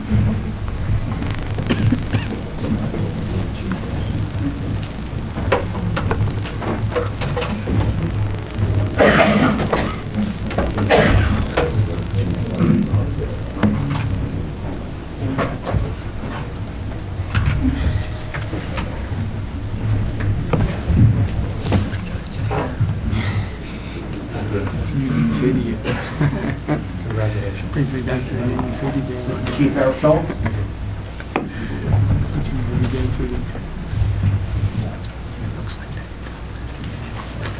Lieutenant Tim Carroll.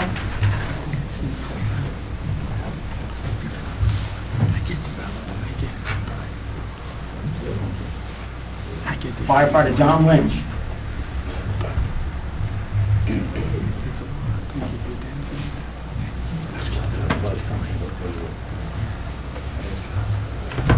Dave D'Elia cannot be here tonight.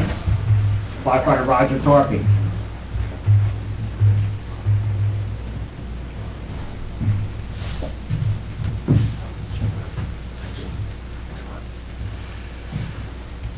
Firefighter Tom Goodwin.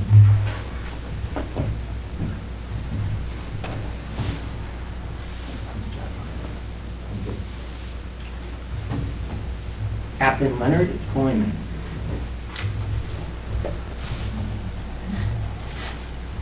Thank you. Firefighter Tom Smith.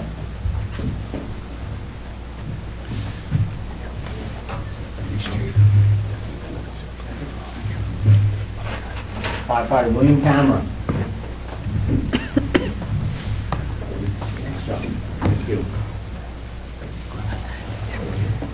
Firefighter Peter Stitz.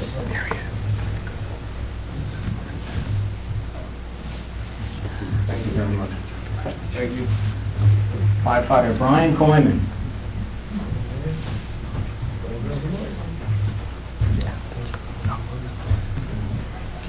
And last but not least, Firefighter John Franson.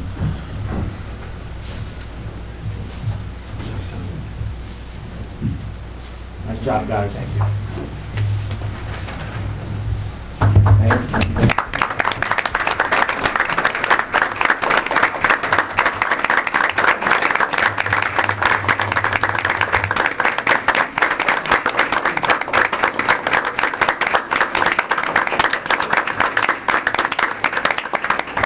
Thank you, everyone. I'll let you carry on with your meeting. Thank you all for your service. Thank you very much. Mayor.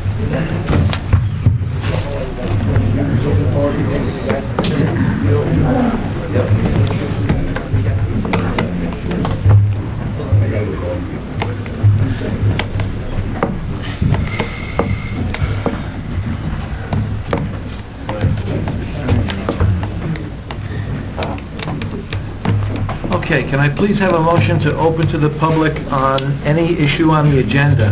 So moved. Second. All in favor? Aye. All right. The meeting is open to the public for anyone to make a statement regarding Any item on the agenda, any of the correspondence, any of the resolutions, any of the matters that are listed on the agenda this evening?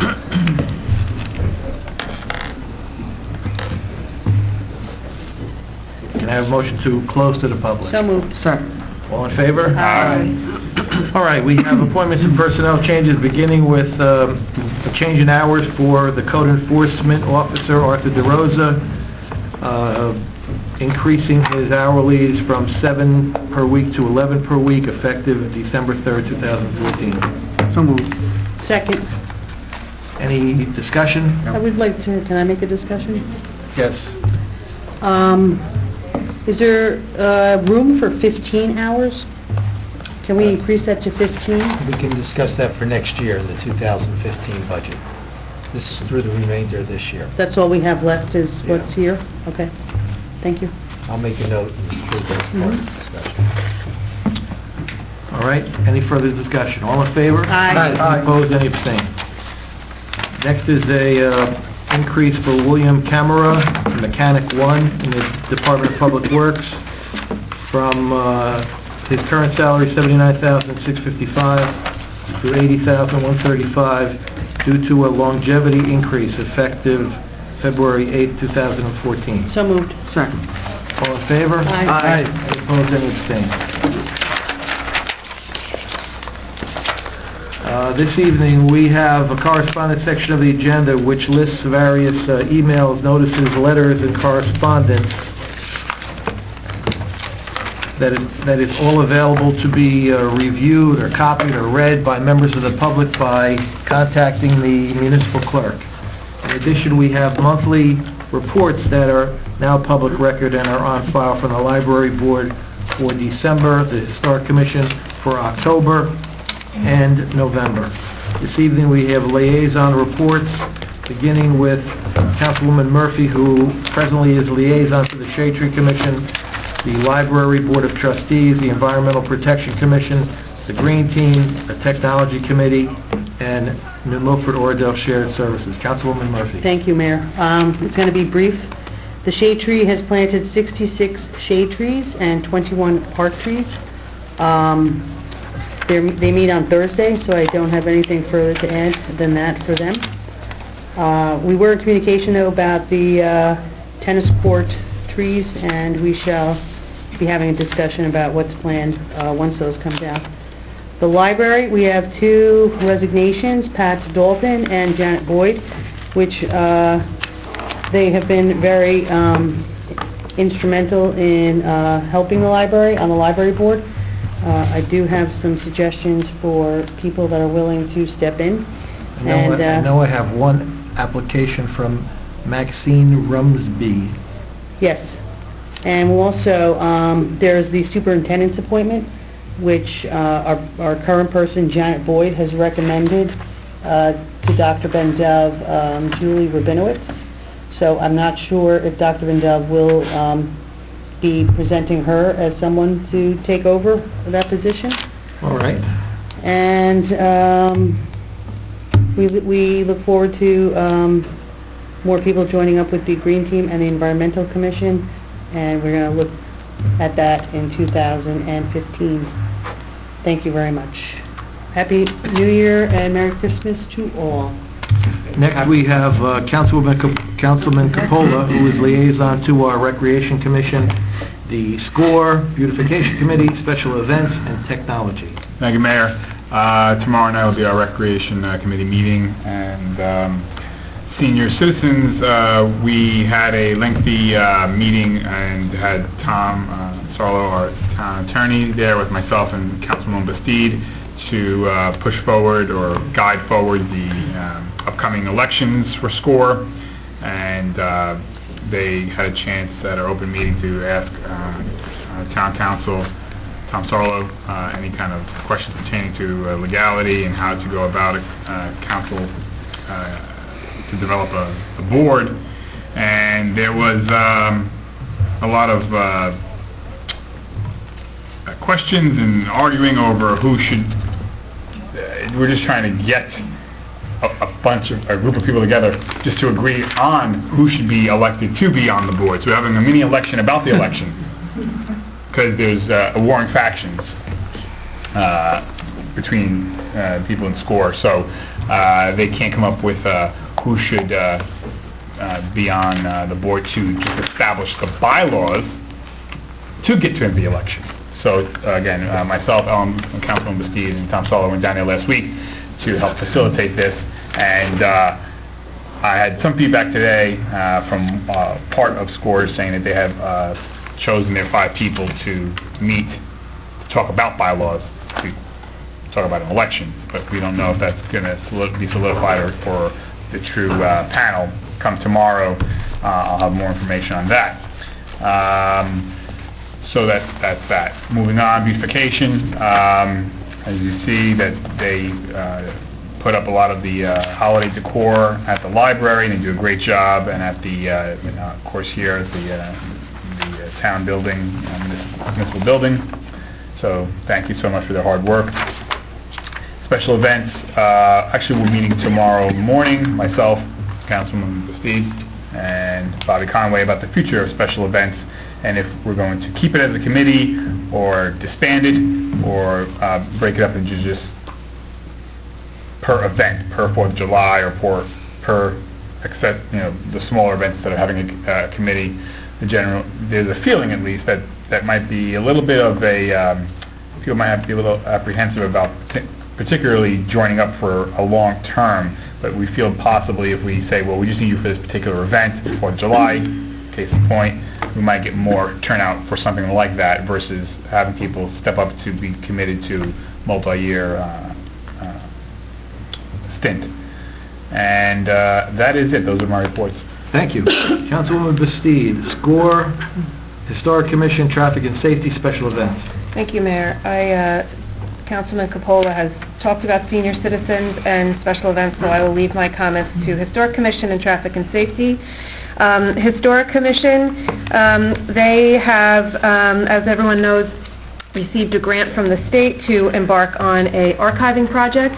They've purchased their laptop and are in discussions with the library director about usage of the library space and the procedures to do that. I applaud all of those members for working hard to ensure that River Edge's history is properly protected. I'd also like to recognize our own Mary Donahue, who's just published her book, The Revolutionary War at Newbridge Landing. I'd encourage everyone to consider buying a copy. 100% of the proceeds go to the Newbridge Landing for the Museum Building Fund. Where do we get it? Where do we You get it? can buy them through the Bergen County Historical Society. Nice. So this is kudos to Mary, who everyone knows, former councilperson, freeholder, and a member of the Bergen County Historical Commission. I can ask Dara if he would get a copy, because he did that with Todd Bracestead, who's also with them.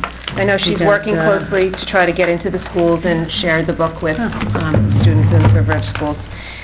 Traffic and Safety, I would just like to say a few words to commend the members of the Traffic and Safety Committee for their hard work this year. I really feel that we've made an effort to have an engaged committee to focus on specific issues and then generally larger to make our community safer for all residents. So I'd just like to thank them for their hard work. Thank you. Thank you. Councilman Mignon, DPW Zoning Subcommittee, New Milford, Oregon Shared Services. Thank you, Mayor. The zoning board approved 3 applications. 2 were house additions, 1 was a modification to a garage, and they denied the installation of an in-ground pool. DPW, want to commend the DPW for their continuing their normal outstanding leaf collection process that they do every year. I think our streets get cleaned pretty well and pretty frequently. I know we had a glitch with the snow, which wasn't John's fault, obviously, and I know they're making their last sweep through town, he tells me, this week.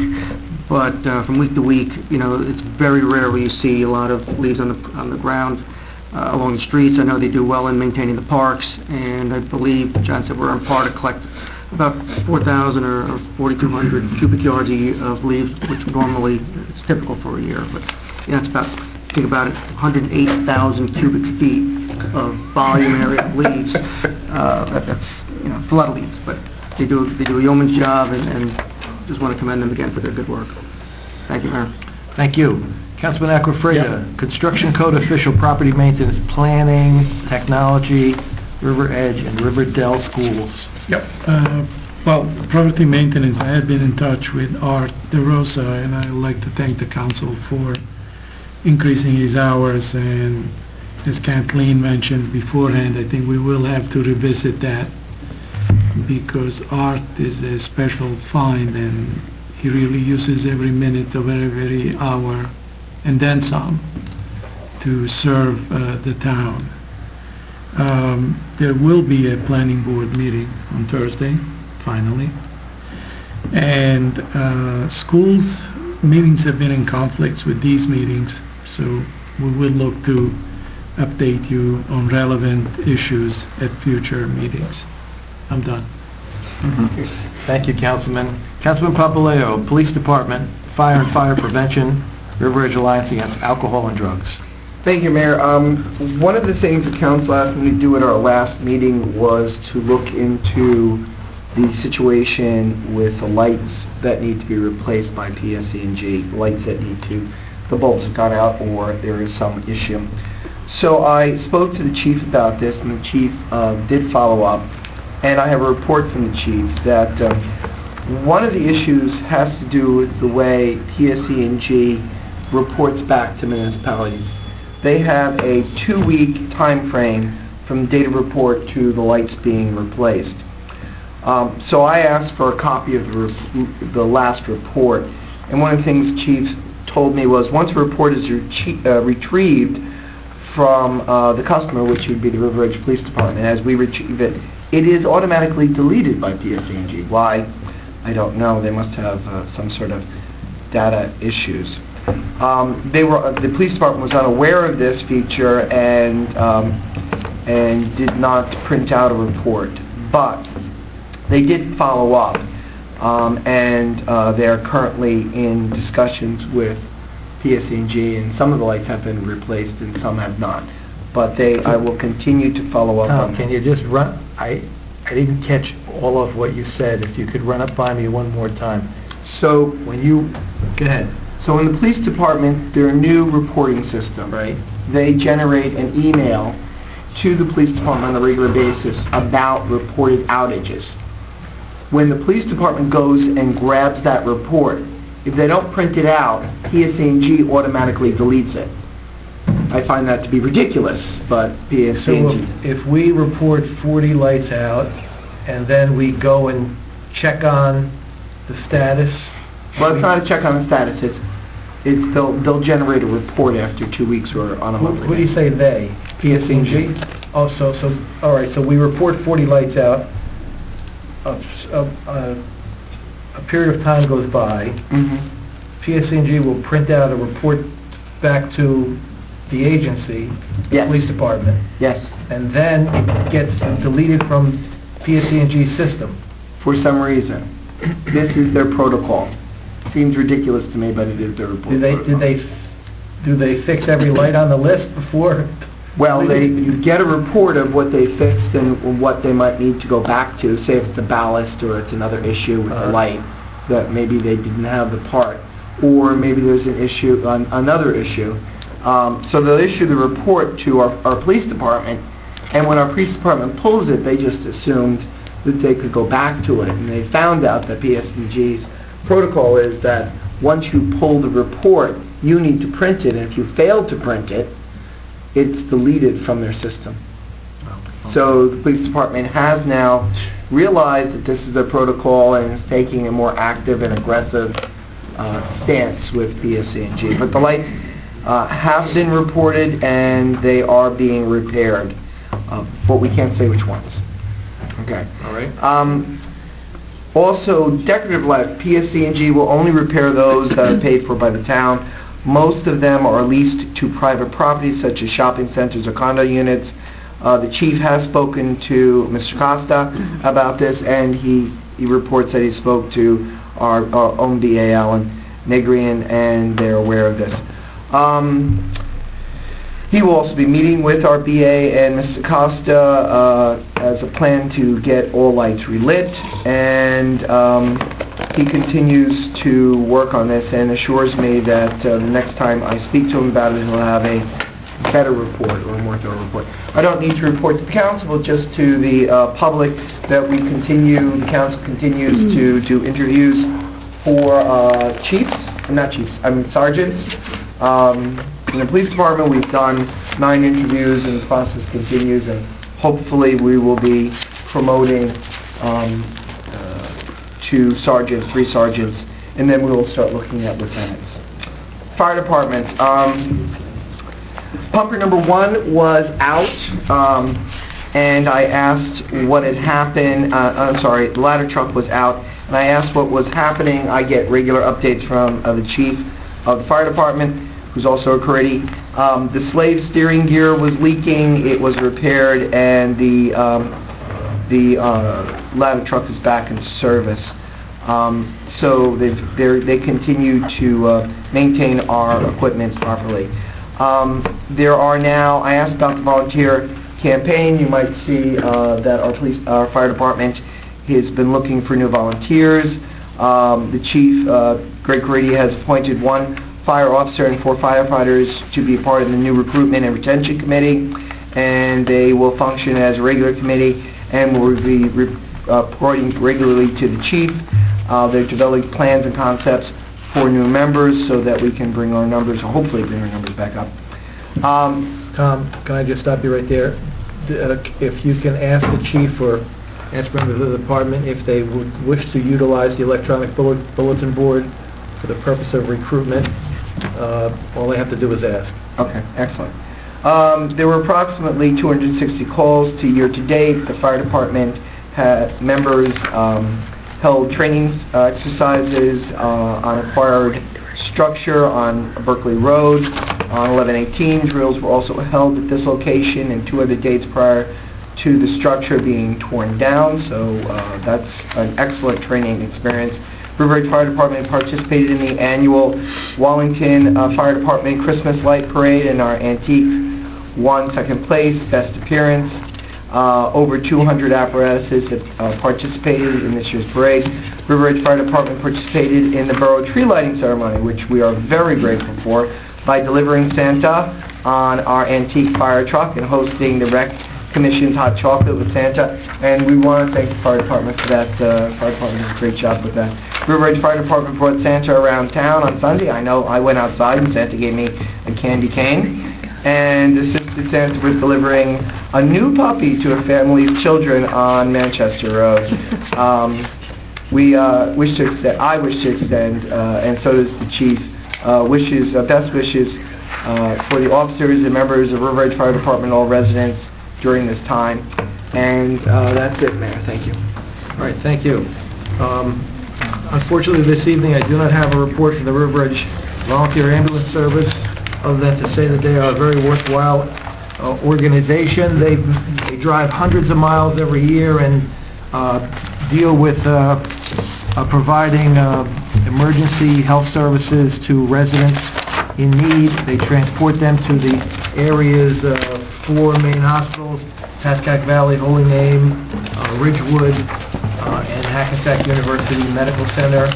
They do it free of charge. They only accept contributions. They're always looking for new members. More information regarding the volunteer ambulance service can be found on their Facebook page. I wish to report that we received a donation to the River Edge Community Center Trust Fund from the Ciancias for $40,000 to go towards the community center. I have also received an email volunteering a contribution from the CBS when they have their grand reopening. So that I'm going to request that if they want to make a contribution, that would be a worthwhile place to make a contribution to.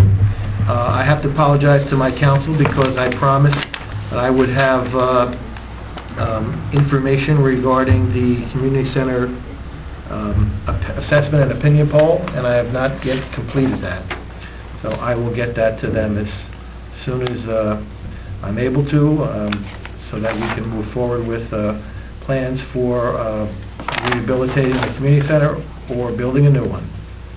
I have been in contact with the Department of Environmental Protection, who wishes to hold a meeting with representatives of the Historic Newbridge Landing Commission to settle some turf issues and differences, because the Historic Newbridge Landing Commission, Park Commission, is now under new leadership, and they are very, very close to having enough funds to build an actual visitor center and museum, which would be a great thing for the downtown area. I think you should bring the SCORE members with you to handle that one.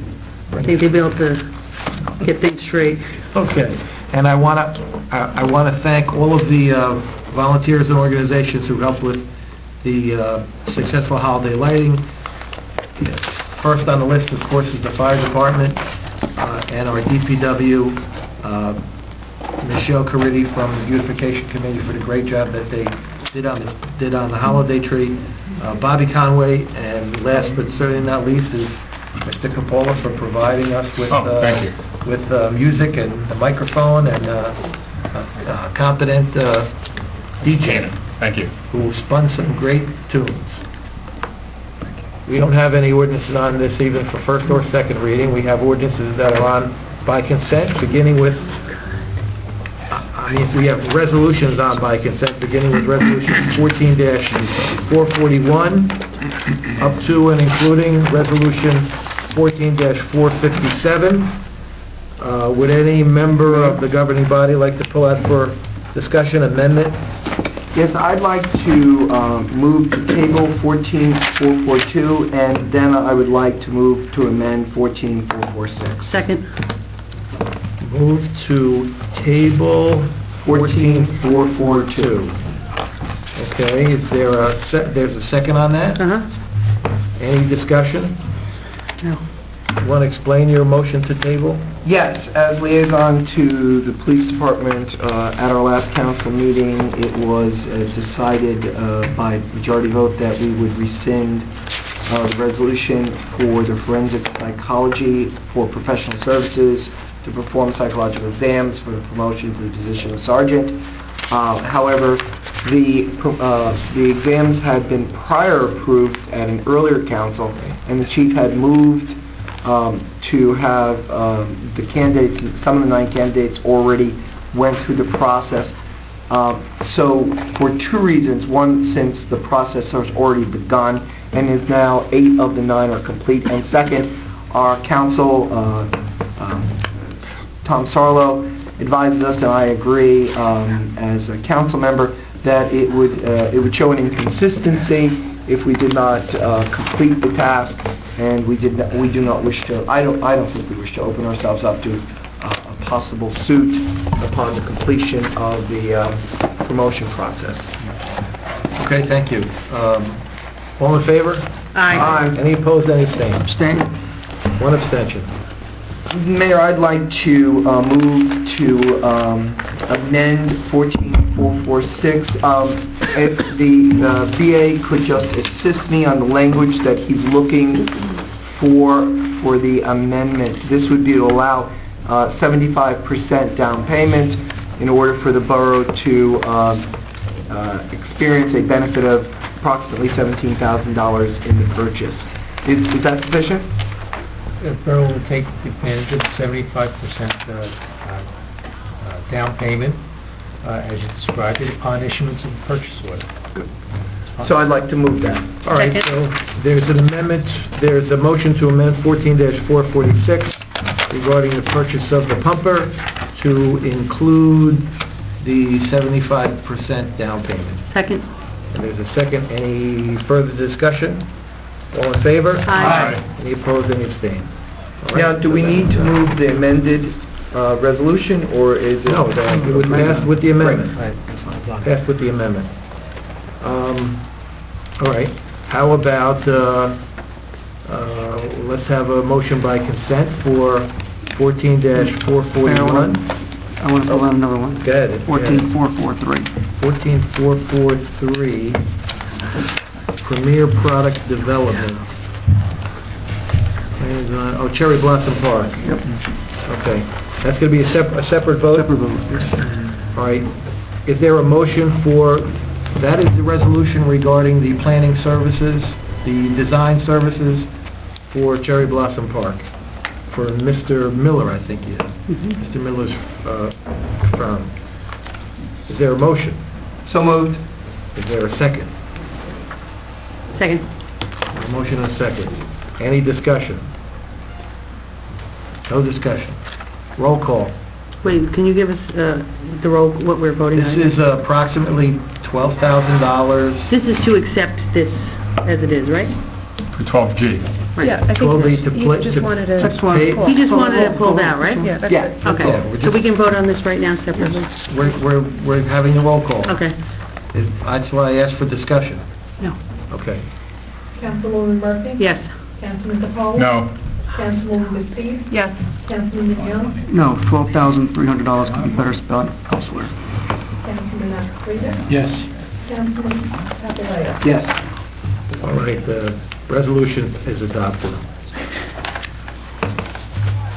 Let's see, we didn't do 14441. I had a few questions about something. Okay. 14447 and 14449. All right. So just on the questions of 14447, it says enter into a 2-year agreement that this NBCUA will provide TV inspections for 2015, 2016. Is this just something that we've always had? Is this a new thing? It's about, I'm going to guess, maybe 5 years old, 6 years old, where we found this agency that will provide TV inspection services at a much lower rate than going to outside contractors. Because didn't we have the county do some TV work for us last year? No, No? this was the group. Okay. Yeah. So every 2 years we enter into this? Yeah, Okay. we've done it for the last... But it's not a third party, it's not a company, it's a utility. It's a utility authority. Uh-huh. It's because the sewer camera is an expensive piece of equipment, and you need someone who knows how to operate it, and it's mounted on a truck. So rather than spending, see, I did one in New Milford. I think it's about $200,000 for this piece of equipment to put this camera into the sewer system and see where the leak is or the break. blockage. Uh-huh. So instead of that, we have a resolution to No, I'm just glad, I did not To know get that that this was service every from- 2 years. It's a good thing that we enter into this. I didn't know how long we've been doing it, so I'm glad to see that it's continuing. All right. And then on One 14... question. Ed has a comment on Did they give us what the rates are? Did they increase their rate? I don't have the contract with me. Stephanie would have the contract. We have to compare it to the last time. We're not obligated to use them, so it doesn't, it's No, it relevant, gives us but the I opportunity. just wanted to know what their... It's still Just raised shopping their around. One other question on 14449. Just when you do these transfer funds, it looks like a lot of the transferring came from electric and natural gas, from them to other places. Why, is it because of the decrease in the cost that we were able to save this money in these areas? I really can't pinpoint as to why we had that savings. It could be due to the audits that we had done, and we received back some credits. Because that's $25,000 that we're It could transferring. be usage. I really can't explain it, but... You can explain it? Well, assures me that we've had some savings. historically, that budget line is always going to be a little on the conservative side anyway, because you don't know what Right. your electrical... So it always tends to be a little on the conservative side. So it's not surprising at the end that, you know, these are accounts that are probably in the $500,000 range, right, Alan? Some of them. So Yeah, they're hundreds of thousands of dollars yeah. line items, so it's not surprising that you have, you know, a few percent left over for And then the transfers. sanitation landfill seemed to have a lot in there that we're able to We reuse. people aren't throwing out a lot this year. I don't know why, but the The tipping fees are not what I expected, probably due to the tonnage is down. I mean, maybe recycling more. Maybe it's the economy. People are holding on to those couches and chairs a little bit longer. All right, that was my only question. That's it, thank you. All right, now get back to the So Mayor, you were on 14441. How about we just say, can I please have a motion to adopt by consent all the resolutions that are remaining on the resolution list that we haven't separately adopted, that we haven't separately voted on, with the exception of 14-457, the payment of bills. So moved. Second. All in favor? Aye. Any opposed, any abstained? Councilman Mignon, can you please move and read 14-457? Thank you, Mayor. Whereas vouchers for the payment of goods and services rendered to the Borough of River Edge have been received, and whereas each bill has been checked by the receiving department, approved by the Chief Financial Officer and Borough Clerk, and reviewed by the 3 members of the Finance Committee. Now therefore, be it resolved that bills as listed now be confirmed for payment from the appropriate funds as follows. Current account, $462,625.26. Capital account, $188,950.91. Recreation account, $609.67. Trust other account, $28,649.84. Open space account, $2,340. Trust other developers account, $2,090.97. So moved. Second. All in favor? Aye. Can I please have a motion open to the public? So moved. Second. All in favor? Aye. Any member of the public wish to address the council on any issue affecting their interest? Yes? Notice 726, 7th Avenue.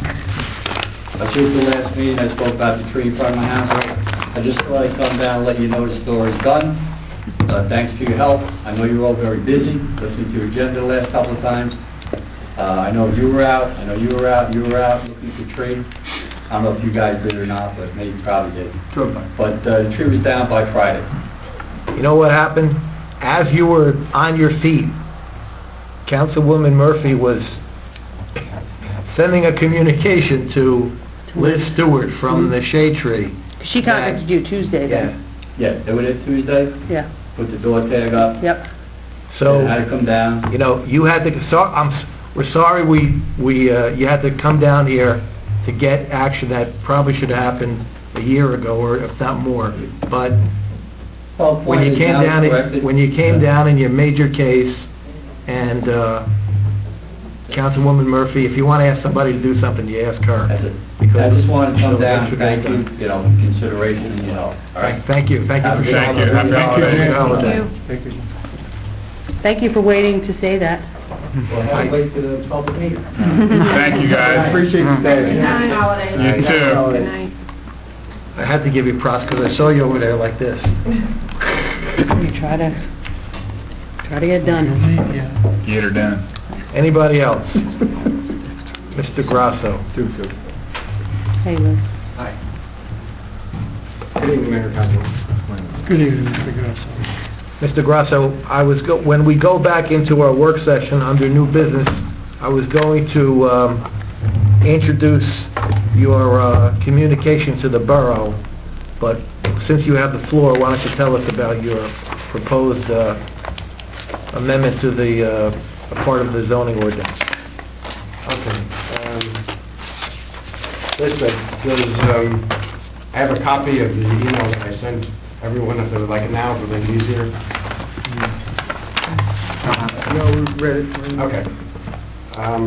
If you have an extra copy, you can give it to our borough attorney, because if we take action on it, that's the guy that's going to be... Should know what's coming. That's the stuff. I thought I forwarded it to you, maybe I didn't.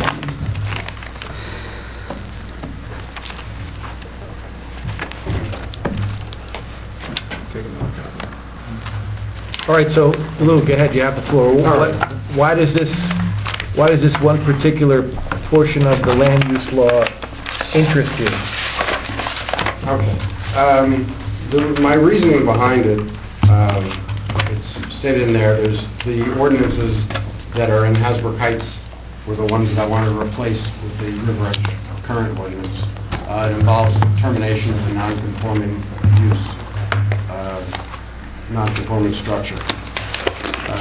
Basically, there's two areas that I'm mentioning that all the commercial buildings on the east side of Kindercamack Road between Lincoln and Midland Avenues are non-conforming. Two portions of the zoning ordinance that they do all not conform to is having residential units above the business and the front setback, which in River Edge is 30 feet required. As far as the first section of it, having residential units above a business, in the downtown residential tenants above the business, I feel are a good fit. Residential tenants I have obtained are young, most walk to the bus or train daily or go to work in New York City. These same tenants frequent local businesses such as Dunkin' Donuts, pizzerias, and local banks, all in walking distance. The residential tenants I have found like being in walking distances, conveniences, and don't have children, and thereby not adding an additional burden to the school. As far as if there was damage to a structure and it was not allowed to be rebuilt as it was, it would have to conform to the current zoning. That would be putting an office above retail, as opposed to the apartments that would be grandfathered in. As far as office space on a second floor, it's very difficult to rent. The second floor office space above the florist on the corner of Washington has been vacant for almost a year. In the past, second floor office space above TD Bank was vacant for many years. The vacancies are considered when doing an income and expense statement required by the tax office, and this would result in lower assessments of property or possible property tax appeals. As far as the 30-foot setback, front setback, it would be cost prohibitive to rebuild the damaged structure and have it set back 30 feet from the curb due to the slope of the grade on the east side of Kindercamack Road. When I spoke with my insurance agent and discussed this with him, he said the type of coverage that you could get is called law and ordinance, which covers increased costs of construction to meet the current building codes. But he informed me the maximum you could get is what I purchased was $100,000, but that would not be sufficient to meet current codes. The last section, as far as Section A of 416-65, wording the ordinance only if it is voluntary, not the unintended temporary ability to continue the same, would be beneficial to single-tenanted buildings which are non-conforming and have a vacancy that could take over a year to fill. That's pretty much everything I have to say. Anyone have any questions for Mr. Grasso? I mean, I'd like our borough attorney to, look this over and then give us an opinion. Basically, what you believe that our existing ordinance 416-64 and 65, you believe that the effect of that ordinance is that if you have a non-conforming building and it gets destroyed by a fire, that you can only rebuild that building if it conforms to all of the setbacks and things like that. Is that correct? That's your understanding, right? Right. My understanding is, according to the present River Edge ordinance, if it's damaged more than 50% of the area of the building, it would not be allowed to be rebuilt. So that would mean that buildings like yours or similar to yours in that neighborhood, they require like what you said, a 30-foot front setback. Yes. And your existing setbacks now are right at the sidewalk, right? Basically. Oh, there may be, I haven't measured it, but maybe 8 feet. Yeah. Almost all the buildings are about that, except for 2 or 3 that are further back, but they're still not 30 feet. I mean, the TD Bank is further back, but it's not 30 feet. Right. And So that's that- probably that's about your the one grandfather that setback in. the most is the TD Bank, and it still doesn't meet. So basically, there's not one building between Lincoln and Washington that's... You just wouldn't be able to put those buildings back to where they, at the same spot. Right. And you want to change that to what other municipalities have done, such as the example you gave us in Hasbrook Heights, where you're only prohibited from rebuilding you're not prohibited from rebuilding if the foundation is still intact. Yes, right? correct. Okay. The foundation remains, you could rebuild on the same footprint. Yes, that's the Hasbrook Heights ordinance. That's the change you want to make. That's correct. Okay. I mean, that Just seems so I reasonable understand. to protect your investment. Just so that the public that's here understands it. Ed? Mayor? Yeah, I do have a couple concerns. One, you're talking about non-conforming, but it's also non-conforming in other ways too, particularly on-site parking. So we have a bunch of buildings which are overbuilt and don't have adequate on-site parking. This is actually almost like a reverse spot zoning. What I'd rather see is we do either a change of the zoning or an overlay to allow uses like you have along the Kinder-Comac corridor, because I've talked about this for several years. And you can have closer setbacks because it's almost like a commercial district. And I'd rather see it be a proactive way than trying to do a negative, because from a planning perspective, the reason they're non-conforming is because the borough doesn't want them to exist in perpetuity. And by saying we're going to leave them there until the foundation fails, which is a very, very high standard to achieve, I don't think that meets the objectives of our master plan. So I said, if we can look at it from a positive standpoint and see if there's a way to enhance the zoning, I'd be more in favor of going that route than changing it this way. All right. Well, what about the idea of just simply passing a motion tonight to refer this, Mr. Grasso's suggested amendment, to our planner, who can review it, determine whether it's consistent with the master plan, or make suggestions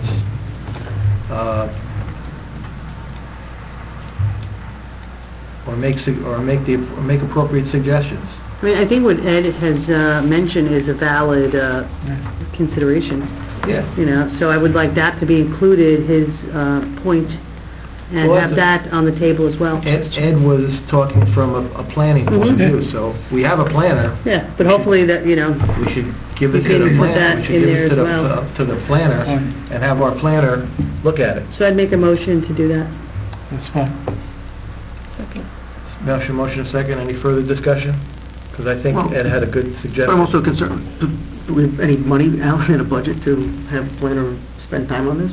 I'll get a proposal, What you gonna- see what it costs, and then, Bring it back. we probably have that kind of money. I don't think it's going to be that expensive. It's gonna cost us There might be hardly some in the anything. sanitation that can be put, or some other... What we generally do is we ask them for a proposal, and we'll issue a purchase order or something, some authority to go ahead. It doesn't have to be a formal contract, but No, I'm not saying it does. yes, you issue a purchase order to do the work. Yeah, I think it's very valid, so... It's very valid with far-reaching consequences. That's why we should go the proper way and, limit the pain, but engage the planner and start getting a professional opinion about it. Well, to think for the future... Because we're not going to spot what ifs? zoning What if, this. what if? So this has to be applicable to the entire town of River Edge. Oh, yeah, I see what you're talking about. And Ed had a good point about Yeah. an overlay for that area. Yeah. Yep. We are a very unique town from many Right, points of view. don't go anywhere, Lou. Hey, Lou, where you going? There's no motion and a second yet. Yeah, yes, there was. Motion, second. You didn't call it. What was the motion? To send To it engage. to review, to the Okay. planner. To get a proposal from the planner, Right. right. All right, so all in favor? Aye. Thank you. All right. Thank you. Thank you, Ed. Thank you. I mean, Lou. Want to send this to the... Hold on. Yeah, we- I'm sorry. All right. Chamber of Commerce. That's what I I thought. have a motion to, anybody else in the public who wishes to be heard? Can I have a motion to adjourn this meeting so we can go back into the work session. So moved. Second. All in favor? Aye. Okay. Are you a new reporter? Yeah, oh, no, I'm just filling in for staff today. Welcome. For Thank Stephanie? you. Stephanie's back? Oh, she isn't. I thought she left and we met. No, I thought she's just Nick, busy with Nick, work. And what is your name? Laura. Laura. All right. Thank you very much. Oh, sure. We look forward to your Hope you advertising. enjoyed it. We did. This is one of our more scintillating meetings tonight. Yeah, this is the Really? first proposal that this developer has made. So Yes, it's the first appearance here. Okay. Yep. That's why we were easy on him. Yeah. Well, thank you for coming and happy holidays. Oh, yeah, no, it's actually funny. I'm covering Ridgewood Development, so it's like the same discussion. Yeah. Ours is better, though. Yeah, yours is more Thank you. All right, we're back on the work session agenda. I think we're up to unfinished business. Yes. All right. Yes. The first one, review of historic element in the master plan. This is just for our borough attorney. At the last Historic Commission meeting, the chairperson, Phyllis Angelo, mentioned she had sent a series of questions to you in response to the planner's interpretation of an element. Which I don't have. You don't have Brigitte's? That's correct. You want my copy? That's what I sent back. I need a copy of it to answer the You can take my copy if you want. If you don't mind my chicken scratch notes. All right, I'll find it. I'll give it to you before we and I'll conclude. respond back. Great, I'll give it to you. I think is it scheduled for hearing for the board or not yet? Not yet. Oh.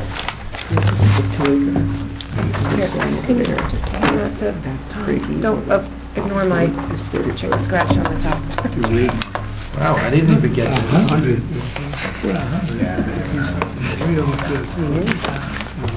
I didn't even get this. Open up your space at the ground floor. Was that sent to you electronically? I got it at the Historic Commission meeting last week. A hard copy you got? Okay.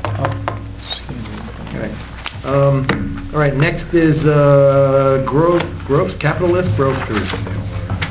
Grove Street. I have something to report on Grove Street because I have a duty to keep my council informed. I received a communication from a potential developer. I don't recall the name of his company right now. Looking to explore purchasing the borough's Grove Street property to put up a 10 to 12 unit affordable housing building, apartments. And I said I would communicate with my council and get back to him. So I'm telling you, just giving you the information. The concept was first visited under Mayor Raffo. Just thought I'd mention that. Okay. Well, he's on this side of the wall, so... Thank you for bringing it to our attention. Bring it to your attention. Relatively recent. When I received the communication, I contacted my community representative on Grove Street, Peggy Sorrentino, who indicated that she spoke to her neighbors and they were not in favor of it. So, that's all I can report. I am going to take no action until I hear otherwise.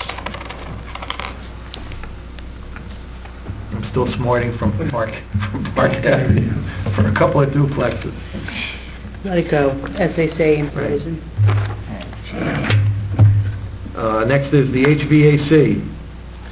We have a meeting scheduled for tomorrow to review the temperature and thermostat situation. That's about the only thing that's outstanding after those adjustments are made is the fence in the rear of the property for the units. They had some trouble getting the fence in, but they have a local installer and we should get an up-to-date report on that. The manufacturer is committed to work and be available to us, for the fine-tuning that's necessary. So the manufacturer's been very cooperative, I must say. Okay. Good. Anything else on that? No. Oh, something I forgot to mention on Grove Street. When I was speaking to Mrs. Sorrentino, and asked her how it was going with the parking there, she said that, initially it was a shock that the borough was doing this, but now hearing about this private developer proposal and speaking with the neighbors, the neighborhood is all in favor of completing the municipal parking. Wow. And opening up the easement and removing the boulders. And I got to thank that developer for making that and maybe making Grove Street a dead end. So It's great. I know somewhere in Capitol we had a couple of more bucks that we didn't pull the trigger on because we were wondering how the neighborhood would accept what we did. So just to keep it in mind for next year. Library roof and HVAC. Anything? Nothing to report. We'll have to get in touch with the architect to see when the pre-construction meeting is going to be scheduled. Okay. Complete streets, I know that there's, we tasked the planning board attorney with coming up with a checklist for planning applications for complete streets. There's a planning board meeting on Thursday night. Hopefully he'll bring something to the table. Anything else on complete streets? I certainly hope it's on the agenda. So do I.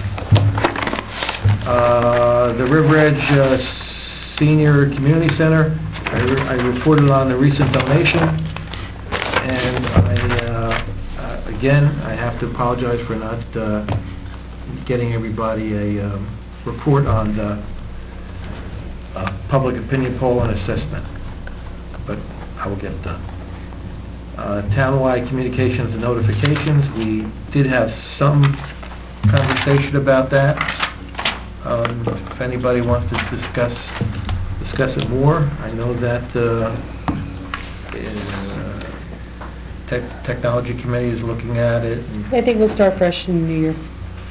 The only thing I have to say is that because someone made a comment that maybe it was Tom, I don't know. I'm not going to take it personally. There was a failure, and there was a failure during the storms, and I got to say that I think I said that we let our residents down. No, you did say failure. I did say failure? Yeah. Well, I would go so far as to... I gotta say, I think there's been a vast improvement in the communication to the public over the past 3 years. I think we can always I think improve. there's always room for improvement.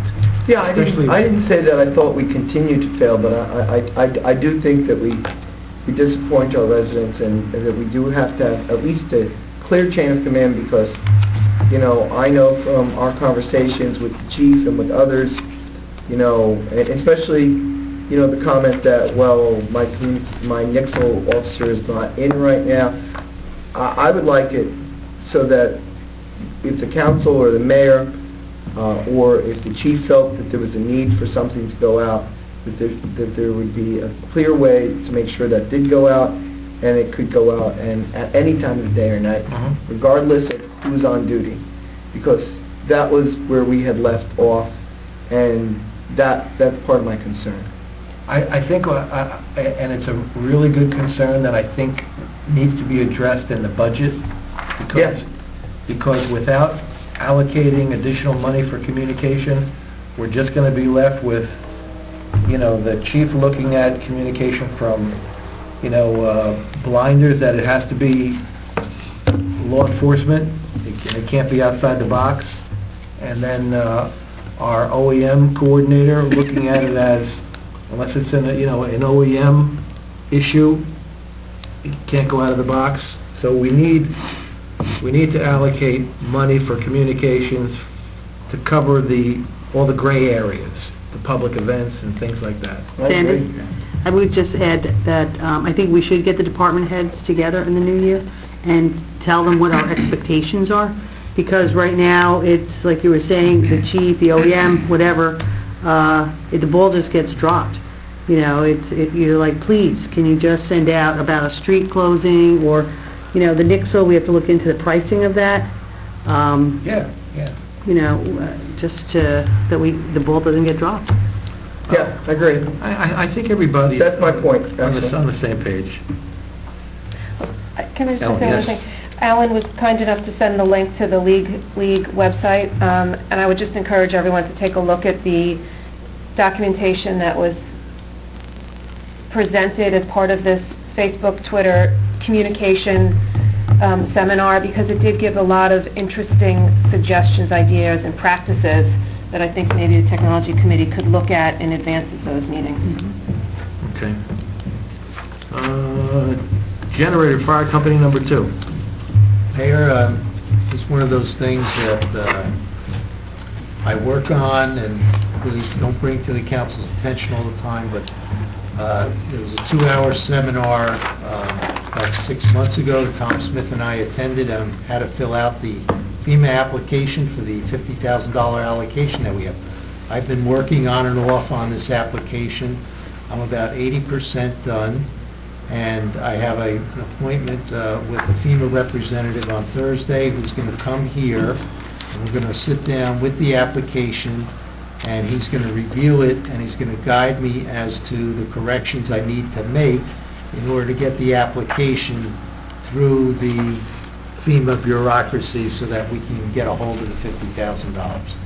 I've been working also with Rob Costa's office. For instance, we had designed the generator, and I found out from FEMA that they want to design for a 500-year flood, not a 100-year flood. So Rob's office did the legwork on it. Is that extra protection to add an extra 400 years on that? And if our plans were not protective of the 500-year flood, then we would have had to redo the plans.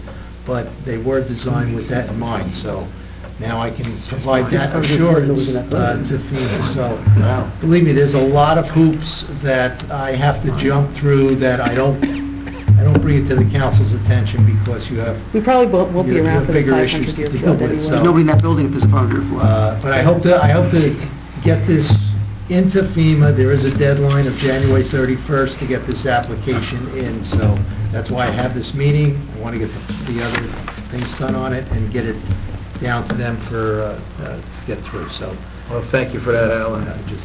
But Councilman Young is corrected. If we ever had a 500-year flood, we would just have the generator standing alone. Nothing, no building power. well, that's what we have to deal with. Shade Tree Commission. Mayor, Stephanie Evans and I met with Liz, and we're going to transcribe that phone message, and the three of us agreed to sit down and look at that message and see if we can do something with it to make it a little bit more customer friendly. So, That's excellent. Okay. so that's on our schedule to do that. All right. Mayor, I have a couple of things. Yes. First,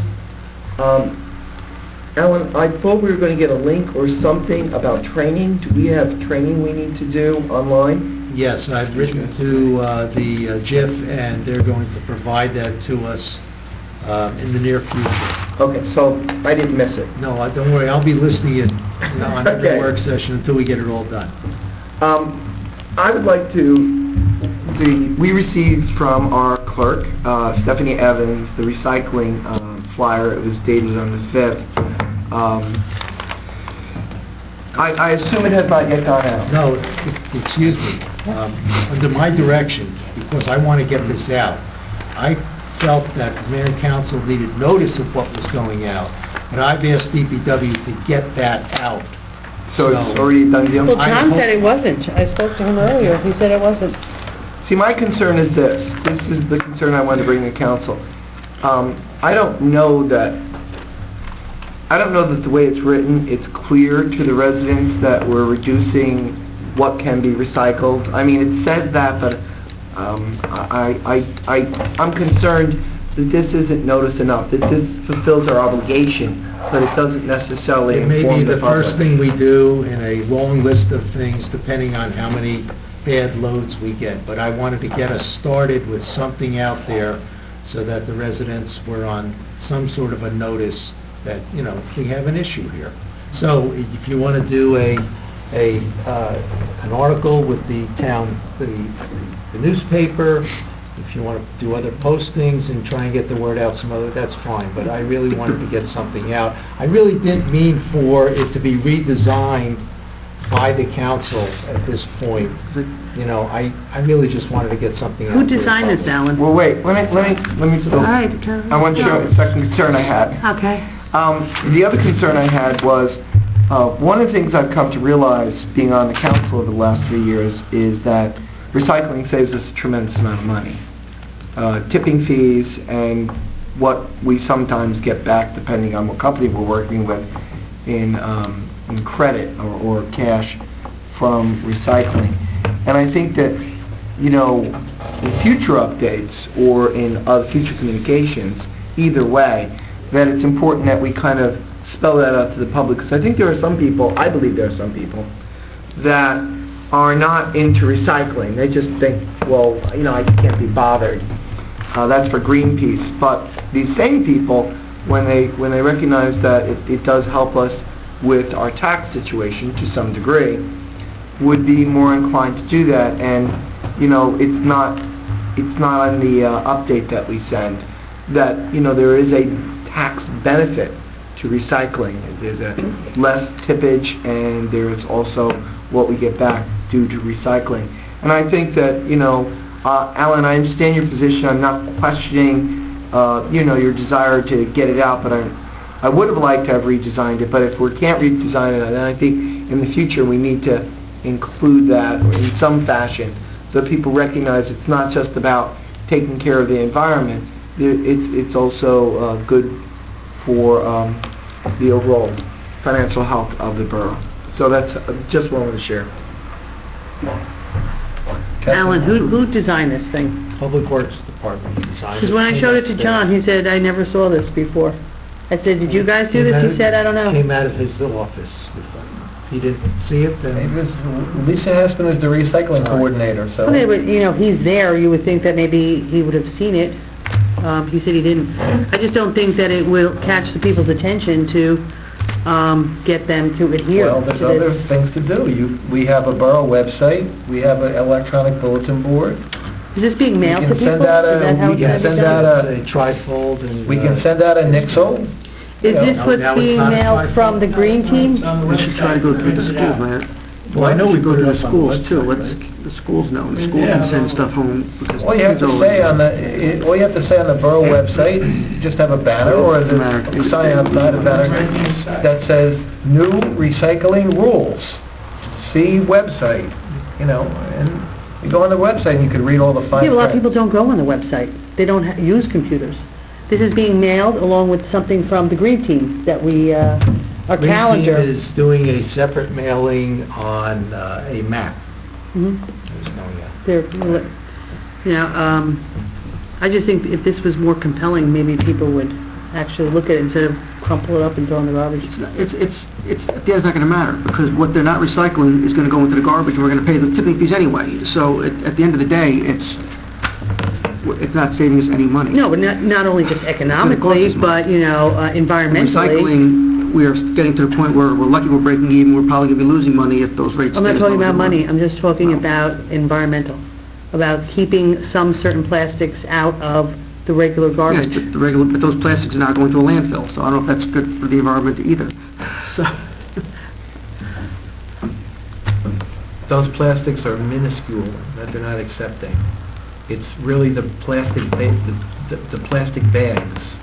that gum up the works. The man that came here also told us if they find that we're not adhering to number 1, 2, and 5, they reject the whole thing. So it's a complete waste of time to try to recycle if the stuff's not washed, and if people put in a 4, A what? a number 4, or whatever, a 7. What's an example of a number 4? I don't know, it's not on, number, I don't know, it's not on here. I think styrofoam things that meat come in, used to be able to throw that in. That might be a 4, 6. I don't know Yeah, what it like is, a but that's an microwave example of container something. you used to be able to recycle. He says if we find that there's a lot of these products in with this stuff here, we will reject it. Mhm. So it'll be a waste of everyone's time if it's not adhered to.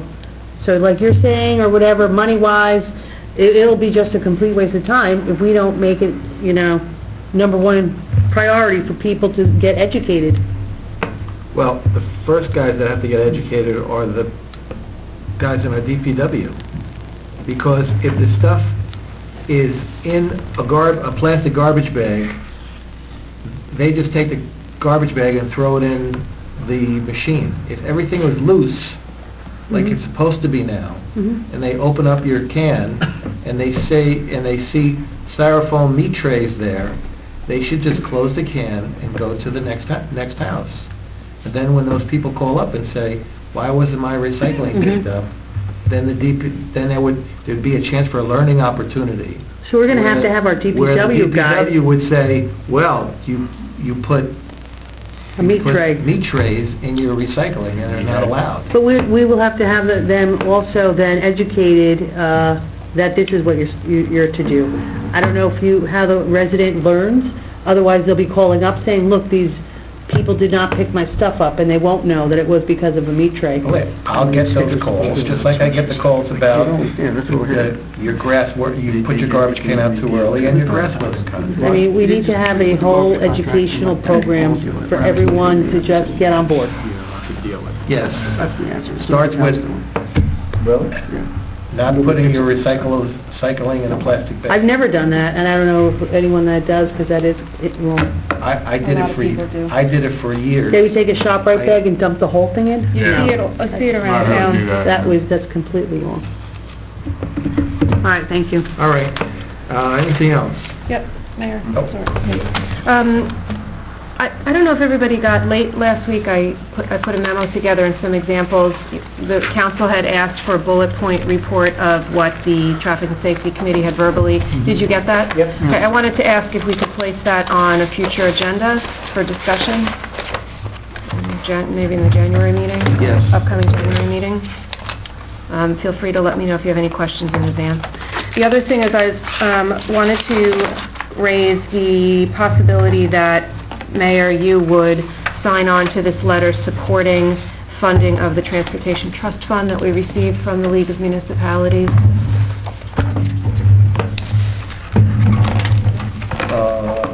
Does it request mayors? It requests that it be signed by mayors on borough letterhead, and they give you a letter. How is it going to be funded? By a gas tax, or? It doesn't. It's not specific. Yeah, I'm not signing anything until they tell me how they're going to fund it. Okay. That's all I have. I have one other thing to add. Regarding traffic and safety, if you saw in your correspondence, we received approval from the county engineer and he has put an ordinance on the freeholders' agenda. I was going to Council in Papaleo wrote a letter or an email in support of it to reduce the speed limit on Kinderkamack Road to 30 miles an hour. So that'll eliminate the comments now. I was getting my comments straight to the mayor's work there and encourage the rest of you. Now, if you want to just do a reply all to my email, I just want to explain. I wrote the email to the freeholders I have a personal relationship with, which was Joan Voss, Gans, John Felici, and I'm blanking. Tracy Zurich. Tracy Zurich. And, so don't feel that I'm trying to slide anyone legally out. I simply was reaching out to those who knew me and that I knew.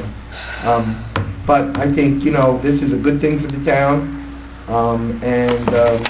I hope you all might consider sending your own email using the borough email system and signing yourself as a council person to encourage the freeholders to vote yes for this speed change.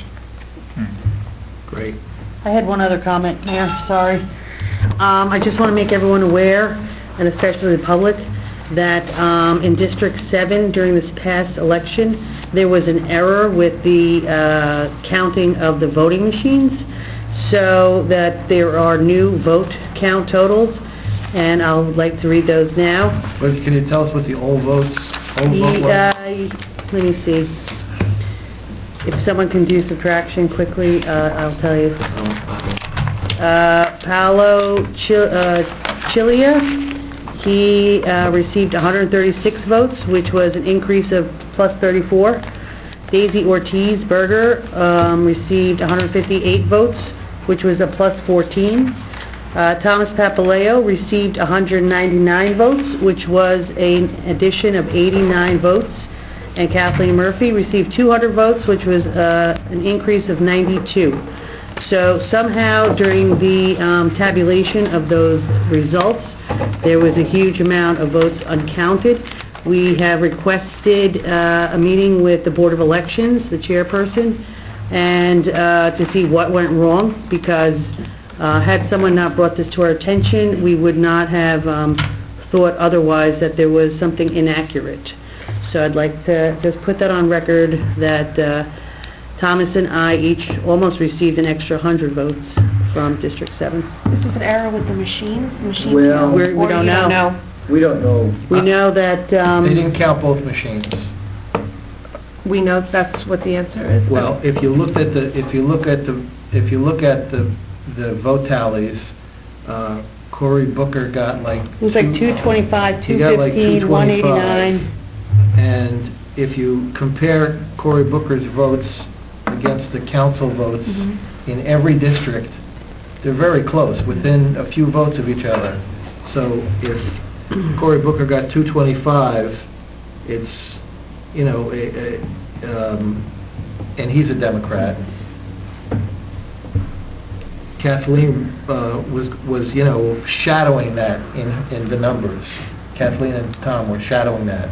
But when you get to District 7, you see Cory Booker with 225, and you see Kathleen and Tom with like less than 100. Gans got 189, Voss got 203, Roy Cho was 213, Booker 225, Tedesco 222. So the county informed the clerk that they uncovered this error? I informed them that they had an error. And how did you... I'm just curious. Chris Hillman. Hillman contacted me and said the numbers look, there was a drop-off. So when I contacted them, That's crazy. they said, yes, there was. That's crazy. So initially, Tom and I both had, I had 108 and Thomas had 110. But the mistake was made for all four Correct. of the Right. candidates. Yeah. So it had to have meant that one machine wasn't counted. Right. So just for the record, public, those are the numbers. Okay, anything else? Nope. We have a motion to adjourn. So moved. Second. All in favor? Aye. Thank you. Everybody, please enjoy the holiday. I will be having surgery on Wednesday, and will not be at the